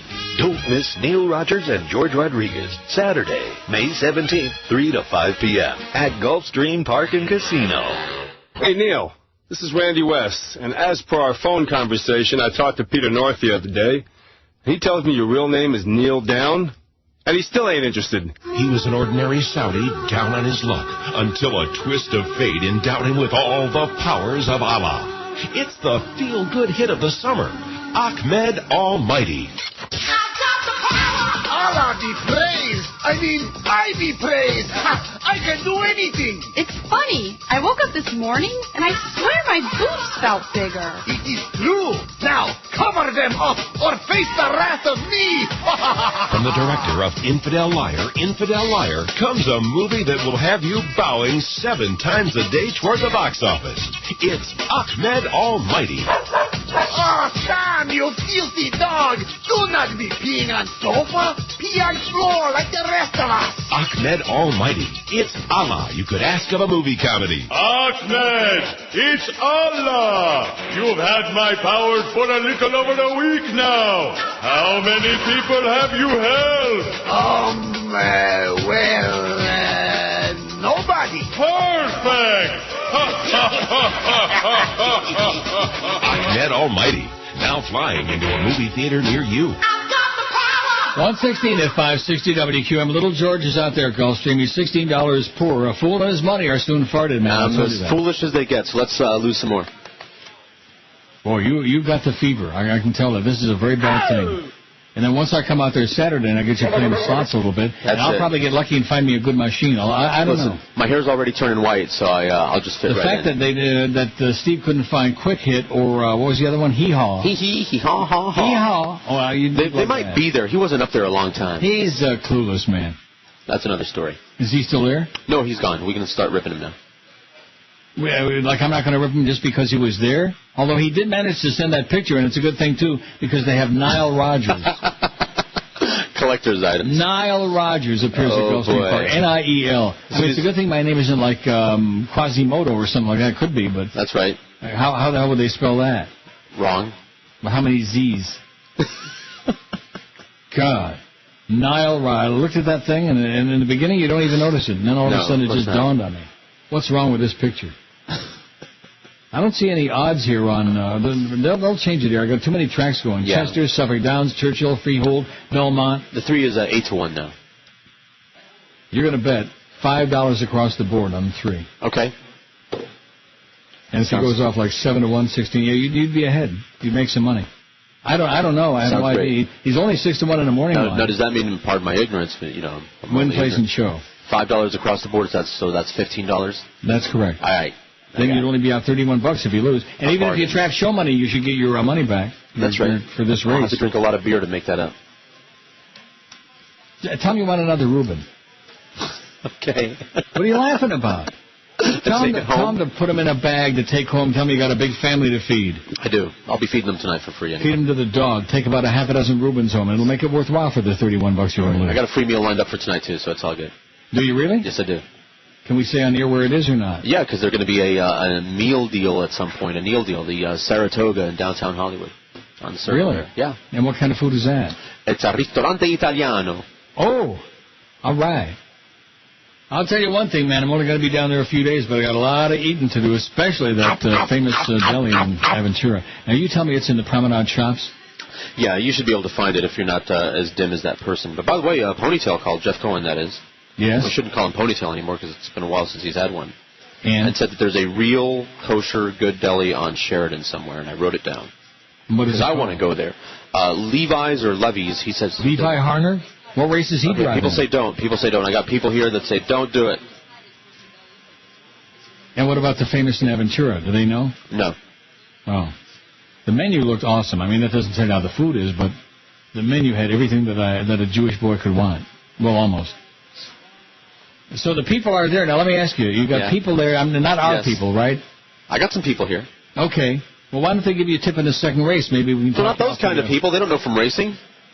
Well, what kind of people are they? What are you talking about? They're fans of the show kind of people. You're at a racetrack. I realize that nobody in our audience cares about that. They came for us. That's right. They know nothing. That's the hook. That's right. The hook. You're learning along with us. You're teaching us all. God. All right, so we're going to stick with the 3. I sure wish I could see the tilt board from... why the hell won't they put it up there? Just to piss me off? Is that the deal? I think so. Churchill Downs is off. Freehold is off. Belmont, the damn thing should be up there already, for Christ's sakes. What is wrong with this damn HPI? And they're showing Freehold again. Dropped in third. Here's this clown. Is operating in fourth. Masai Mara roundabout. Good. The picture just froze up. Good. That's an omen. They're trying to give you a message, Larry. You suck. You're an embarrassment. Oh, Belmont. Here we go. 12 minutes till the second race. The 4 is the chalk. Let me take a look at the entries, okay? Okay. 4 is Cool Tales with Jorge Chavez. Mm-hmm. Jorge Chavez. The 1 is Morning Line favorite, Sacred Icon, but he's not taking too much money with John Velasquez. Great jockey, but 5-1. 2 is 4-1. Sapphire is with eyes with Abar Cohen. 3, Kentis Ormo, and Vindication is 8-1. And the trainer is Scott Schwartz. Remember Scott Schwartz? Yeah. Not the same one. I don't think so. Whatever happened to Laura? I'm sure they're still married, and last we heard they were up in Orlando somewhere, weren't they, or something like that? You're asking me or telling me? I'm asking you if that's what I told you a long time ago. Like I would remember something you told me a long time ago? Like I do? Like I would? Let's see, the 6 horse is only 3-1. Now there's the horse that's taken some real suspicious money, if you ask me. Really? I don't know. I'm lost here. I'm missing something. I'm missing the morning line on this horse. No, he's 8-1. Mm-hmm. 8-1 in the morning line. He's 3-1 with Ravij Mara, your Indian hero. Uh-huh. What's up with that? Because if there's one thing we know about QAM, it's a real... Indian killer. That's right, back in the days when we had Mifo. He's on a station, by the way, doing mornings that nobody has any idea where to... Was it 640, 850, 1400, 1990 on the dial? Nobody knows. All of these things. Nobody knows Mifo, and nobody cares, you backstabbing idiot. With your cornball horse crap. Yeah, the 3 is really... But you know something? We picked the 3 in the begining, and let's stick with it. I agree. Let's stick with Kentis Ormo. Although Ravij is, after that crappy ride he gave the 5 in the first race, I wasn't that thrilled with the effort. You know what I'm saying? I'm not saying... I mean, the word stiff never comes to mind in horse racing. No? Well, I mean, it does, but you can't say that. That's a bad thing to say. I see. You stiff. I mean, you can say if you're betting, you scream and say, come on, you stiff. Show me some effort here. He made a little move, and then he flattened out. You should have bet on Channing Hill. I told you, stick with the chick. Well, maybe stick with the chick. Better. You're not listening to those rejoins. Stick it, stick it, stick it, chick it, stick it. Maybe that's what they're saying. Chick it, chick it. Yeah, chick it. Well, look at that. The 6 is 5-2. He's the one taking the suspicious money, man. Really strange. But nevertheless. 9-1 on your 3. He's not taking too much. In fact, he's the third longest shot on the board. But you stick with him. I'm going to. You're going to give somebody some money to bet? Yeah, Lee, when he gets back here. Well, how do you know he's getting back? I don't know. I don't know where he went. Well, what if he doesn't come back? I'll get somebody else to do it. And you have a $20 horse sitting there, I'll get somebody else to do it. 9-1 is $20 for 2, baby. I'll get somebody else to do it. Well, you're going to give some stranger the money and they're going to disappear, right? They don't come any stranger than the people around here, but yeah, I'll find somebody. No tips, though, huh? No tips. No steak tips. No racing tips. Hey, don't forget we got Jerks coming up at the AAA Arena this afternoon. It's a big thing. Now how come there's no promo on that? You ought to be really porked off about that. You were told why. Well, what is it? Wasn't liner worthy. It's a Dunkin' Donuts free iced coffee deal. Yeah. With Jerks at the AAA Arena. Yeah. But there's nothing going on there, right? It's just he's in an empty place. Listen, let's pretend there is. Well, maybe he's what's going on. Oh, the 3 just got hit back to 8. I like that. That's a good sign. Tell Flea to get his ass back there. Hurry up, Flea. How much time do I have? 9 minutes. Oh, yeah. Oh, yeah, what? Got plenty of time. Now, where are you in relation to the windows, the betting windows? We actually, the windows in the room with us are closed, but they have them right across the breezeway there. Across the breezeway? Yeah. Oh, that's where Nile Rodgers is going to be. That's right. Like 50 feet from here. Boy, look at that. The 1 is 9-2, the 2 is 9-2, the 4 is 5-2, and the 6 is 3-1. This is a wide open race when you got a board like that. That means it's a good race for a bomb, man, a long shot. Great. The great Kent DeSormo on the 3. I don't know. $5 across. Come on, do it. I'm doing it. I'm going to do it. I'm going to get some pretty girls to go bet. All right. 125 at QM. You know, week after week, more and more people are taking advantage of Neil's half-price deals on WQAM.com. And now it's time for another great restaurant offer. Starting tomorrow at noon, you'll be able to buy $50 certificates for just $25 to one of our favorites, Sushi Samba in Miami on Lincoln Road. Hardy Moquecas. Now, how do you say that? Moquecas. Moquecas? Moquecas. Moquecas? Sounds good. Queca? Si. From the director of X2 and the producers of T2 and T3, the writer of ID4 and the stunt coordinator of MI2 and the set designer of AVP, the gaffer from MIB2 and the caterers from AI and LXG and ET, the Porta-John rental company from CSI.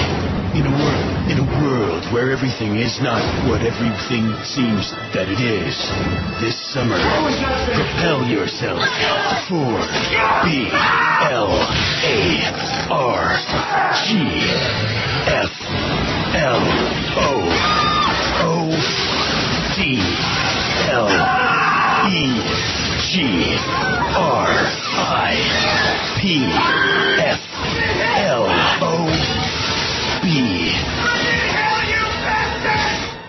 Okay. What? Largfludel Gripflob 2. Rated PG. 13. Now playing. Oh, bastard. Okay, did you get your money down or what? Yes, I did. George has got his bet in. 3 is 9-1. They got no chance. Now he's got a shot. The 5's got no shot. He's 30-1. The 8's got no shot. He's 25-1. And you're the we're third going shot for a long shot here. The 6, though, is the chalk now. How do you like that? That Ravage, Sing for Yourself, or whatever his name is. Rob Ramage. That's a very dangerous old man to me, that damn 6 horse. He's 8-1 in the morning line. He's 5-2 and been getting bet heavy the whole time. Isn't that like a message? Yes, it is. Like a Sicilian message? It must be. That's what I'm getting from it. Oh, now what's this at Harrah's again? Unasked by Eric Goodell, the margin a length and a half.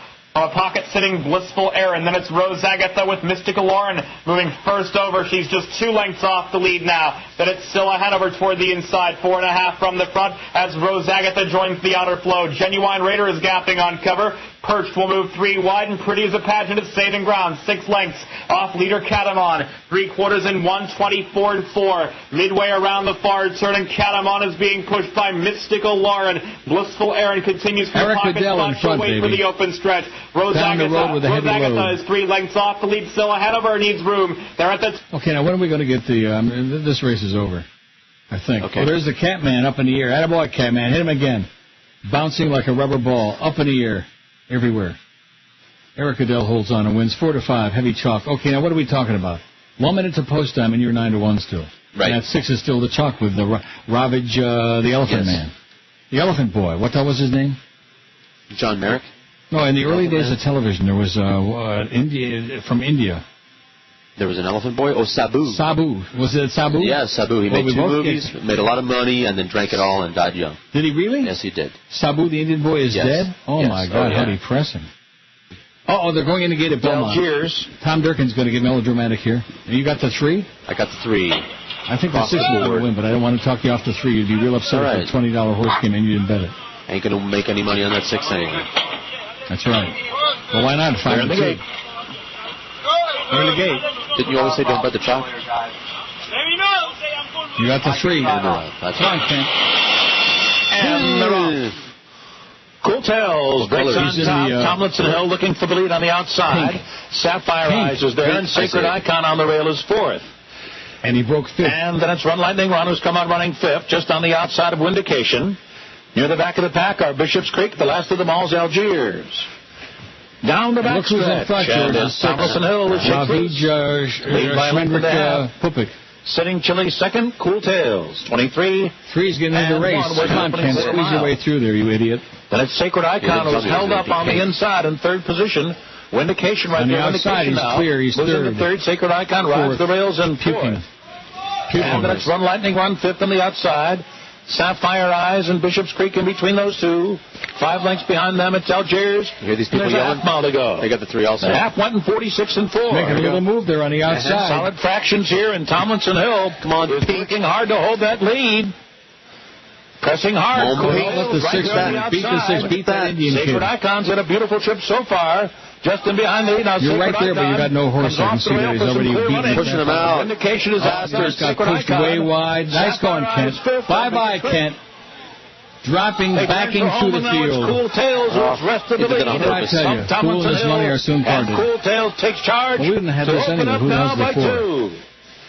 Tomlinson Hill is up Georgie Chavez and Cool Tails. Sapphire Eyes on the outside 3rd. And the 6 is even going to get 2nd. How do you like that? See, you don't have to feel so bad. Where's your horse? Is he in the race? No, I think he went to have lunch. Cool Tails. He took a stop for a dump. Cool Tails scored. There he goes. Big. 1 by 10. There he is. Oh, there he is. This didn't last. Eased to the wire. How the hell did you pick that? Magic. It wouldn't have made any difference. We wouldn't have had the winner there anyhow. No. Just one of those days. So George loses $31. So everybody who's there, come on, give George a donation. That's right. Okay? I'll just have to sell a lot more just crap. Just empty your wallets. Everybody just throw bags and bags. When you get a briefcase full of money, throw it at George. You lost. I'm sure Saturday. This is 2 times in a row now that you lost. That's all right. I can do better. Last time it was that damn little Justin Stein couldn't get the job done, and this time it was whatever. Wait till next time. I can lose more than this. Kent DeSormo. He made a menacing move there on the turn. Then what did I tell you? You could see he was hanging like a pig, gasping for oxygen at the finish. I think it was a conspiracy. Gasping for oxygen in the stretch. About 18 wide. That's the way it goes. You've heard of a double wide? He was about 18 wide. Yeah, whatever. I'll get to rip my ticket up. I don't think that this is your future, you know. Whatever. You enjoy it. Right, radio might not be my future either. Did you have a feeling at any point that you were going to be right there in that race or what? It looked like he was, creeping up there, but then, they all conspired against him. Yeah, by running they pushed too him fast. out. Yeah, by running too fast. They pushed him out. They didn't let him play. Well, that was a real stinker. Let me tell you that. Hey, we got the new posters here. Okay. What do they say? Noel. They're spelled right, but they put a mustache on you this time. That's okay. A Hitler mustache. Yeah, 293 votes on the poll. The real bummer about encountering an attractive stranger is I'm too married, 83. Yeah. I just can't reach out and touch them, 48. I'm too shy to approach them, 44. I'm usually too old for them, 30, you bet. I'm too unattractive to ever have a chance with them, 23, that too. Well, there's Jeff Gregory on the 7 at Freehold. I may never see them again, 20. They're with somebody else, 11. They never give me the time of day, 9. I'm gay, but they're straight, 8. Somebody else is usually with me at the time, 5. I usually make a fool of myself, 4. I just can't steal a kiss, 4. I just never run into any, 3, and I'm straight and they're gay, 1. I just never run. This crap, I never run into any attractive. I realize it's a South Florida poll. The votes must be coming in from like Sunrise Lake. Good name. The best talent. This is Neil Rogers. Sports Radio 560 QAM. The sports leader. You get a lot of it. Sports! Neil Rogers on Sports Hole Radio, WQAM. Warning, the following may be flammable and not suitable for children. It's totally hot action. As fuel prices continue to skyrocket, your anger will grow. With the all-new DVD, Gas Prices Gone Wild. That's right. Go ahead. Grab that hose and don't stop pumping. Oh. Now, it's not only what you drive, but how hard you drive it. Oh, my. Look, it's up again. Don't let it go down. I like when it goes up. There's no smoking near this pump because this action is too hot. Oh, yeah, baby. Our full service includes checking your dipstick. Prices have never been this big. Order your copy of Gas Prices Gone Wild today. Oil companies are standing by. So George is losing his ass to Gulfstream. Now, what you should have done was wheel Chantel on top in the first race. Yeah, but isn't this what people always do? You know, talk about what they should have done for about an hour. That's why I'm saying it. Until the next race starts. After every race, everybody knows the winner. Oh, you should have done this, and I told you about the three. Sure. I told you about the this. Oh, yeah. That's why I'm doing it. Everyone's an expert afterwards. Everybody does that. When the race is over, everybody knows the winner. That's right. Channing Hill, baby. Should have wheeled her on top. I bet you it's a pretty good double, too. I don't know what the double is paying there. But I bet you it's pretty good, 3 and 4 or whatever. What was whatever, it's all good. Chavez? I'll lose some more money next time. Well, it's all over now. You lost $31, big deal. Yeah. I guarantee you, at least that much worth in food and That's right. booze. That's right. Did you? I'm not boozing it up today, but I will be soon. Well, why not? Because I'm Manish Tana Halala Hazeh. Yeah, you're right. I can't believe that. Can you believe it, Chris? He's got free booze there waiting for him, and he's not boozing it up today. Oh, well. He's waiting for the weekend. He's waiting until Saturday. Exactly. Nile Rodgers is there. Exactly. Now, why don't we do one like, I don't know, like toward the fall? Okay. At the Pizza Loft. Okay. Do you think we ought to go back there? I don't know if Ponytail, wants to spend any money or anything. Well, I'm sure he will. You think he will? I bet you he will. Now, how did you know about that deli? You got a message from him, an email or something? He called during a break. He called where? On what? On your phone? My cell phone. He's got your cell phone number? Next thing, Jeff Rimmer will be calling. Hey, come on. Come on, Rimmer. Well, that's good that Ponytail called and he told you what about some horseball deli in Hollywood that everybody Levi's or something like that he likes a lot, but it's an Israeli kind of joint. No. Too far bison for me, okay? That's right. Too hairy? Too intense. I got Chinese on the way. My Chinese delivery guy is bringing the food for me in Paco at 2 o'clock. Aren't you excited? All for me. I know that everybody likes to keep track of these things. That's right. They're probably writing it down in their diaries. Notebooks. That's right. What they ought to be writing down in their Arbitron diaries is that they listen to us and quit lying about it, okay? Right. Oh, but you're knocking Swillery. Well, too bad. Okay, what's that got to do with our livelihoods? Boy. George needs the bonus money for crying out loud. You need to, come back. Come back, little Sheba. So with Sabo the Indian boy, how do you know that? How do I know that? Yeah. That was before your time. The Jungle Book is a classic, like Wizard of Oz or something. Every little kid has seen that like a million times. Really? Sure. Oh. Sabu the Indian boy. That's right. Dad on the Elefante. Drank himself to death. I can't believe that. During the next break, I'm going to there is no next break. It's the last one. That's right. What? Go wiki him. Now, let's see. Maybe there's another race you could bet here. I brought more money. Chester. Harris Chester, man. 4 minutes to the 5th race. I can't see it. I gave you Eric Goodell. Well, I'll describe it to you. You lost. Great. This is harness. You know something about that? Make me some money? I know lots about that. That's my area of expertise. Yes. Now, let's see who's in this 5th race at Harris Chester. Grand Sam with Daniel Dubé. More Desirable with Jimmy Moran. Oh, not for me. You're the Dragon with Eric Goodell. Eric's hot in more ways than one. Jim's guy, Dave Miller. He's good. 5, Tedder Alive with Georgie Knapp. George Napolitano Jr. He's 10-1. So 6, Future Character with Stephen Smith, that Canadian stiff. Isaac Newton with Tim Tetrick. Weirdo. 7-2. And the 8 is Really Western. Oh, Daniel Dubé's down to drive 2 horses. Okay. And they're both big digits. So why is it they don't go as fast as they can again?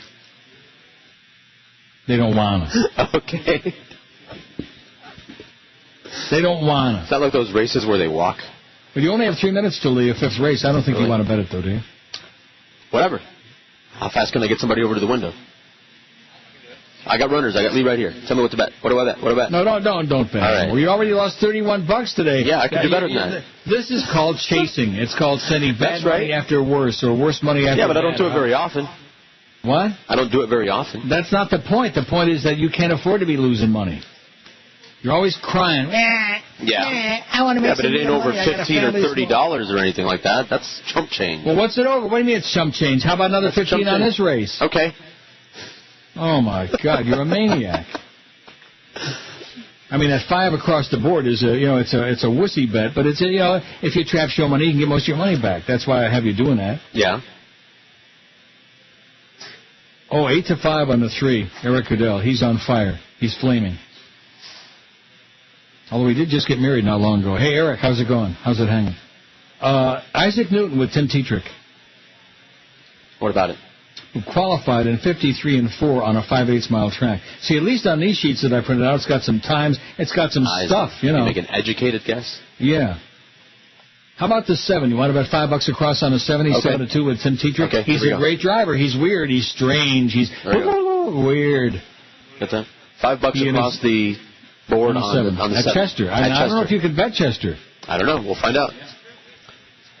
If they're not showing it, how the hell can you bet it there? They probably have no simulcasting with Chester. Wouldn't that be bad?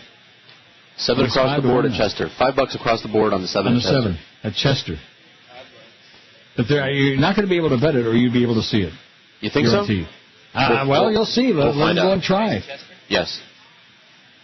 Well, what is he doing? He's writing it down, and now he's going to run. Well, let him go. Run. He's going to tell you that you can't bet Chester. Now, Churchill Downs we could bet in the middle of the race. Looks like Donna Messick, Nancy Clark Savakis, and Edward Moss III, trained by Les Givens, driven by Yannick Gingras. Number 2 is more desirable. Am I even in the right race? Wait a minute. What race? 5th race. 5th race. Oh, Yannick Gingras. There's a driver change on the 2 from Jimmy Moran. Cornish Helfin. All right. The 4. Now, these drivers are all different. Am I looking at the right thing or what? They're not the right drivers. Dead or alive. Yeah, it's the right horses. There's Georgie Knapp. He's 9-1. George Napolitano, man, our hero. And the 7 is 9-2 with Tim Tetrick. Bet on the 7. Can you get the bet down or not? He's gone now. He ran out of here. So let's. And once he's gone, he's gone. We'll find out. I mean, you're right. We might not be able to bet Chester. Well, you got 6 minutes to post time. Find out. Oh, okay. Well, we'll find out. So how the hell are we going to do this? I don't think we're going to be able to do it. Only if you take the break now. You want to take the break now? Oh, and then go up to the... well, we could do that. Biggest name. The best. Sports 560 QAM. The 4th leader. Good news and bad news. Actually, they had there was a tape that was showing minutes to post. And so as soon as we went into the break, the race went off. Wow. The bad news is, as I told you, you can't... they won't take your bet because you can't bet harness there. Of course not. And of course I would have won some money. That's why. Well, I don't understand. Why is that? I don't know. At Woodbine, you can bet thoroughbred, harness, all the tracks, wherever you want. Well, maybe they'll expand that. I'm not knocking anybody. And the race is over, and the 7 came second. Yeah. On a great drive by Tim Tetrick. Well, I tell you, he really, he's good. He's strange. He's weird. Weird. But he came in second. And you would have made a few bucks. Oh, well. Because the 4 won the race. I have no idea what the prices are, and we don't want to find out. You'd have made some money. Yeah, whatever. That's why you weren't able to bet on it. That's okay. Well, that's a shame. The 4 won the race with the great David Miller. Awesome Wonder, and you're... oh, and look at that. Brother Mo was in the 3rd race. I wonder how he did. That would have been a natural. Boy, wouldn't that have been natural with Daniel Doobie. So Isaac Newton came second, and you would have, like I said, made a few bucks. But it's over, you know. It's all right. And when it's over, it's long gone. We'll lose some more money next time. So Saturday, I'm not going to be betting no horses on Saturday, I don't think. Are you going that's why we got the Preakness. Right. I'm not betting on the Preakness. No? Big Brown's going to be like 1-5, maybe 1-9. you could win one of those betting vouchers that we're giving away. Now, how's that going to work? We'll figure something out. Like, however we want, whatever we want. You see, your buddies Flea and Steve there, they've got all kinds of grandiose ideas, which is good. We could have made up our minds, but would rather play it by ear. Like, I think it's going to be prizes for the tricycle races or something. Oh. Or maybe I'll just see people that I like, and I'm like, oh, here's a prize for him, you know. Oh. You'll see somebody you like, oh, here's a prize for her. How about Chantel Sutherland? Channing Hill is a male, not a female. Somebody just slipped me a note. Oh, Channing Hill is a male? Thank you so much. Yes, one of our fans showed up just to tell us that. I never knew that. I thought, Channing Hill is a guy? That's what I would have given. With a name like that? I'll tell you, if I find out that Emma Jane Wilson is a guy, then I'm really going to be surprised. Now, she's really good. She's a good jockey at Woodbine, Emma Jane Wilson. Is she cute? Not really. Okay. Justin Stein's a good jockey, and he's cute. But nevertheless, he actually looks, I don't want to say it. It's terrible. He's pretty enough to be a female. You know what I'm saying? Like that? Pretty. You know what I mean by that? I do. Because little guys, when they're really pretty, they could be like either anything. Yeah, and they can have a pretty mouth. You have to kind of like check their goods and make sure what they're packing. Remember that song, Pistol Packin' Mama? See what kind of pistola they're packing. Right. Hey, Justin! Forget about it. He ain't interested. That's the way it is in life. Most of us, ugly, nasty, old, fat, smarmy, smelly, whatever we are. Short, tall, freaky, whatever. Yeah, that's very unattractive when you're married to, by the way. Well, you don't wear the wedding ring. Other chicks hate that still. You wear a wedding ring? Eventually. No, I don't. You don't wear a wedding band? Well, why not? I don't believe in jewelry. I don't wear jewelry? It. Jewelry. I don't wear jewelry? It. I don't. I told you he was anti-Semitic. You don't believe in jewelry. 317 votes on Chris's poll. I want to try to get Chris back into the show a little bit. Too much horse racing today. Way too much. Oh, well. $31 too much in George's. What else were we going to talk about? That Kentostormo horse was just, he gave a good shot. The horse broke okay, and he made a little bit of a move there, and he got up to, I think, third on the last turn and was going 3 wide. And then all of a sudden, like I said, you could see him hanging and going all those other jockeys, they hated that guy. They all conspired against him. They blocked him out. Yeah, that must be it. That's what it was. Mm-hmm. They knew I was betting on him. They're jealous because he's got that big brown, Mm-hmm. They're jealous. So all we need to do now is a little hockey talk and horse racing. I think we got it licked. We'll get our numbers down to the rest of the I think we can get it down to a point like all the sports stations are. Sure. Like 640 and 850 and 1400. Nice going, Steve Lapham. Man, you are a genius. Isn't that amazing how these guys, they got all this, I don't understand it. And Norma, of course, he's always confabulating with them. Oh, well, James Crystal Radio and Steve Lappa. That Norma, man, she is beyond belief. If I had time, I'd play all those Norma bits. Now, what was that you were just sucking on? Soda. Oh, that's all? That's all. Sounded like maybe a chocolate malted milk would be good. I'm going to be doing some heroin here in a minute. I can't afford to be doing it. Can't afford it now, not after those 2 races. Not after Kentostormo let you down. Damn it. We thought he was riding Big Brown there, and it turned out to be Chicken Picker. Say what? Chicken Picker driven by Dick McCumber. You said Picker, right? Chicken Pigger. Chigger Pigger. Oh, there's that Russell Oliver. I'm the loan arranger, and I can arrange for a loan of $100, $1,000, even $100,000. George needs $100,000 right now to bet on the next race. Well, what a shame that you couldn't get any money down on that signal. Not that you would have made that much. That guy. Let's say he paid $6 to place and $4 to show, just for example. Right. So 15 and 10, 25. You'd have made $10 back out of your 31. That would have been okay. I mean, he was a distant second. It's not like he was close. I wasn't going to give you a song and a dance about like he was close. He got beat by about 6-7 lengths, but he was a clear second. Attaboy, Timmy. Tim Tetrick, he made a great move to save a lot of ground. He did. Yeah. Oh, there's the foods here. Hang on a second. Hang on a second. I'll be back to I don't have any music over here. Hey, Chris, spin some wax. Fire off a tune.